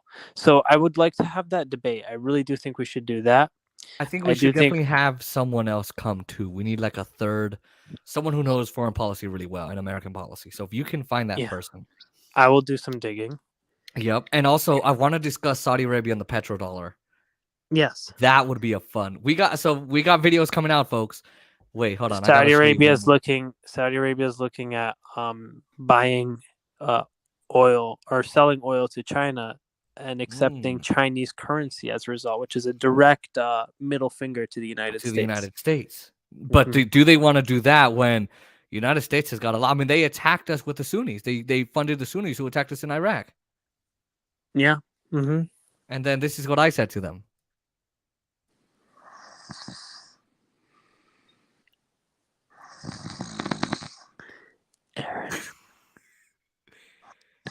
Aaron.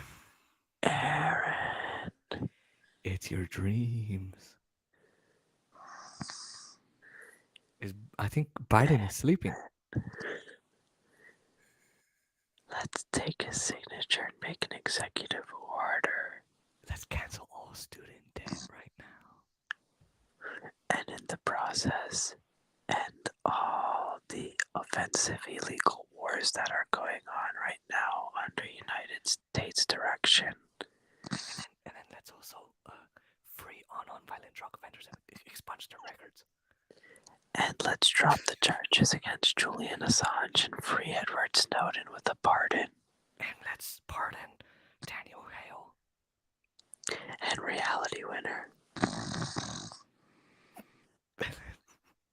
And let's what else could we do?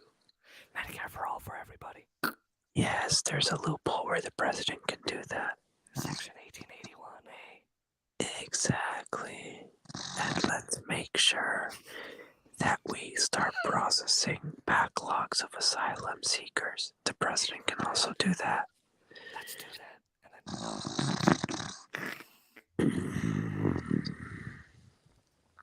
I'm This dude is still knocked out. He is knocked out. He is knocked out. Bro, I wonder if he's even hearing us in his dreams. Probably.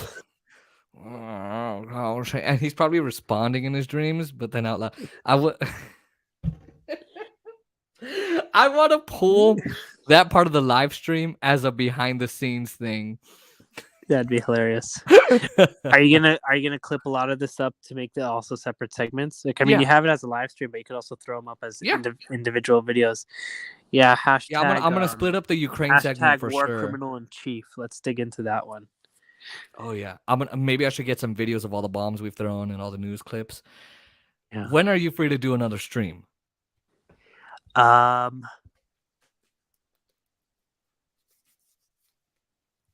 Let's try. Night times do work better. I know finals are coming up for you. Yep. We can Next decide. Friday night will definitely work. Okay. I don't know if you want to do one before then. No, I'm cool doing Friday. Yeah, we could do Friday. We could in the meantime I could, like I said, I could dig up some folks who might be good context for foreign policy. If you find anyone, Mhm. love to meet new people too. So Yeah, if you can, maybe any of your family wants to join, and I would love to get all different kinds of perspectives. Because again, I know a lot about what we do as a country. But foreign policy, I'm okay. It's not my strong suit. That is your strong suit. But I feel like if I talk to people from the Middle East who could say, "No, Jason, here's why," it'll make me go, let me see all sides of it. So yeah, that would be a lot of fun. I want someone who was alive, very much actively engaged in the news when 9/11 happened. Someone who could talk to us Oh. about what the real atmosphere actually was. I was a baby at the time, so Yeah. I don't really know what And I'm people older were than you by, like, feeling a and year or two. thinking. So because that I think will help us understand when we do engage in that debate about what was the proper post 9/11 response.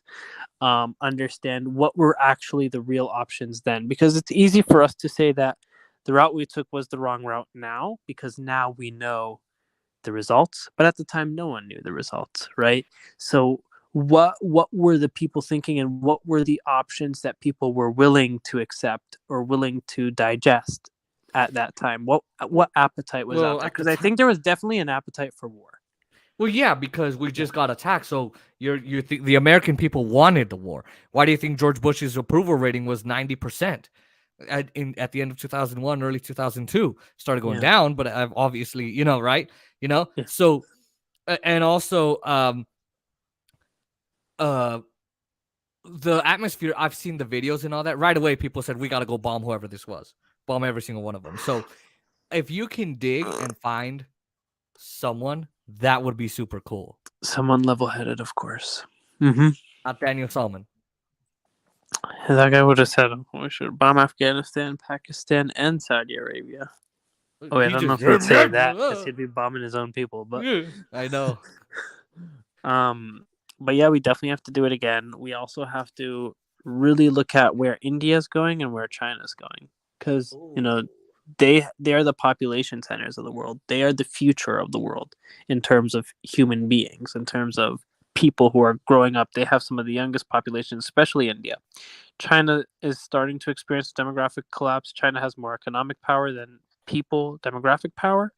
In the long term, India is going to be the strongest demographically. So let's see what they're thinking about what's going on right now and where they want to take their economic future. I'm very optimistic, actually, and we'll get into more of this later, about where the Middle East is headed, or where the Middle Eastern nations are deciding to go. And you are going to be surprised. I guess this is just a teaser for our next discussion. I typically don't show sympathy to the Kingdom of Saudi Arabia, but I'm becoming very, very ever so slightly sympathetic to them with their recent moves. But we'll see Maybe where you'll that have to goes. inform me because I have no sympathy for any of these guys in Saudi Yeah. Arabia. And also, I said very slight though. I'll be very okay, clear. I'm not well, all of a sudden a Saudi. but I don't even have very slightly. So, Mhm. but it would be nice to see that and where China and India are, especially. And there's a general strike in India right now. Yeah. I don't know if it's over, but every industry is on strike, which is what needs to Mhm. happen here in the United States. We need a general strike. Watch our policies change like that. It's coming. I It's feel it's going to be well, here in the next 5 years or less. I really hope the government. They say right wingers are bad, left wingers are bad, and I think the right wing has terrible policies, and I think they're really bad. Yes, but what issue will they come together with the Democrats on? Working class issues. Yes. So, and that's what the government hates, because if they do that, your grocery stores would be shut down, your AT&T stores and your technology stores, your tax industry would be gone, your meat industry, I mean your fruit industry, your farming industry, all of that would be gone. There would be such a big general strike that Uber Eats and all that would have to be canceled. Uber would be canceled. Yeah. So, ladies and gentlemen, thank you for joining us on our very first live video of 2022, but also since January of 2021. There's going to We be were lots shut of good down. stuff coming out on your channel. Oh yeah, be careful, be aware. Like, comment, share, and subscribe. Press the post notification bell so you never miss another one of these live streams or videos, because there's a lot coming out. Okay, there's a lot of crap coming out on these videos. So, Naeem, I'd like to thank you for coming on to the show. Thank you so much for having me. If I could take a second, for those who are very interested in learning about foreign policy, you see lots of journals out there that are sponsored by think tanks and defense contract groups and stuff like that, such as the Foreign Policy Journal. Oh, and also you're going to get they're by government by different Middle Eastern states. They're sponsored. Yeah, by the UAE, by Qatar, by Saudi. So you're going to get lots of propaganda, lots of war hawks in there. But you could find some people who are very level-headed in terms of foreign policy. Most of these people are independent thinkers. You just got to look for them. I'll give you guys a start on YouTube. Check out Robert Morris from the More Freedom Foundation. On YouTube, it shows up as Mo Freedom Foundation, and he offers a lot of good foreign policy insight. I don't agree with him on everything, but I do agree with his principled stance. He has a principled stance of deterrence and peacemaking, and I think that we just need more people who are level-headed in that regard. That doesn't mean being a pacifist. That means looking out at what the best interest of the world is, and really the best interest is through cultivating conducive peace. Not peace where countries are being taken advantage of, but peace where countries could maintain long-term prosperity and harmonious relationships with each other and within their borders as well. So check out the Mo Freedom Foundation, and always be aware and always be willing to read foreign policy thoughts and perspectives. Always be skeptical, though, of where the funding comes from when you have this or that scholar with 1,001 credentials. Definitely do your research. Also, Substack has a lot of great people. Aaron Mate is on there. Glenn Greenwald is a great person to talk about this with. He talks about Julian Assange. He talks about all of that. Mm-hmm. Have you ever thought of doing your own Substack? I think you would be great. I mean, I like writing, so just putting out like a newsletter once a week or something. It's not a bad idea. Mm-hmm. We should talk about it. Well, stay on after the stream. Okay. Don't leave. Ladies and gentlemen, I'd like to thank Naeem Abul Hawa for coming on. Aaron, thank you for coming on. Okay, that was me, but Aaron, if you watch this live stream, thank you so much for coming on. I'm sorry that it was so late, and I appreciate you being here. I know you have a game later today, but thanks, Aaron. Thank you so much, Aaron. I really appreciate it. Thank you to Oscar Montiel for watching. Thank you to everybody else for watching. And yeah, it's our first day back, baby. Well, our first day back was on Monday, I think. But come on, first video back. Let me take a sip of soda to celebrate. Okay, Naeem, thank you so much for coming on, and we will see you guys next time. Thank you for having me. Ciao.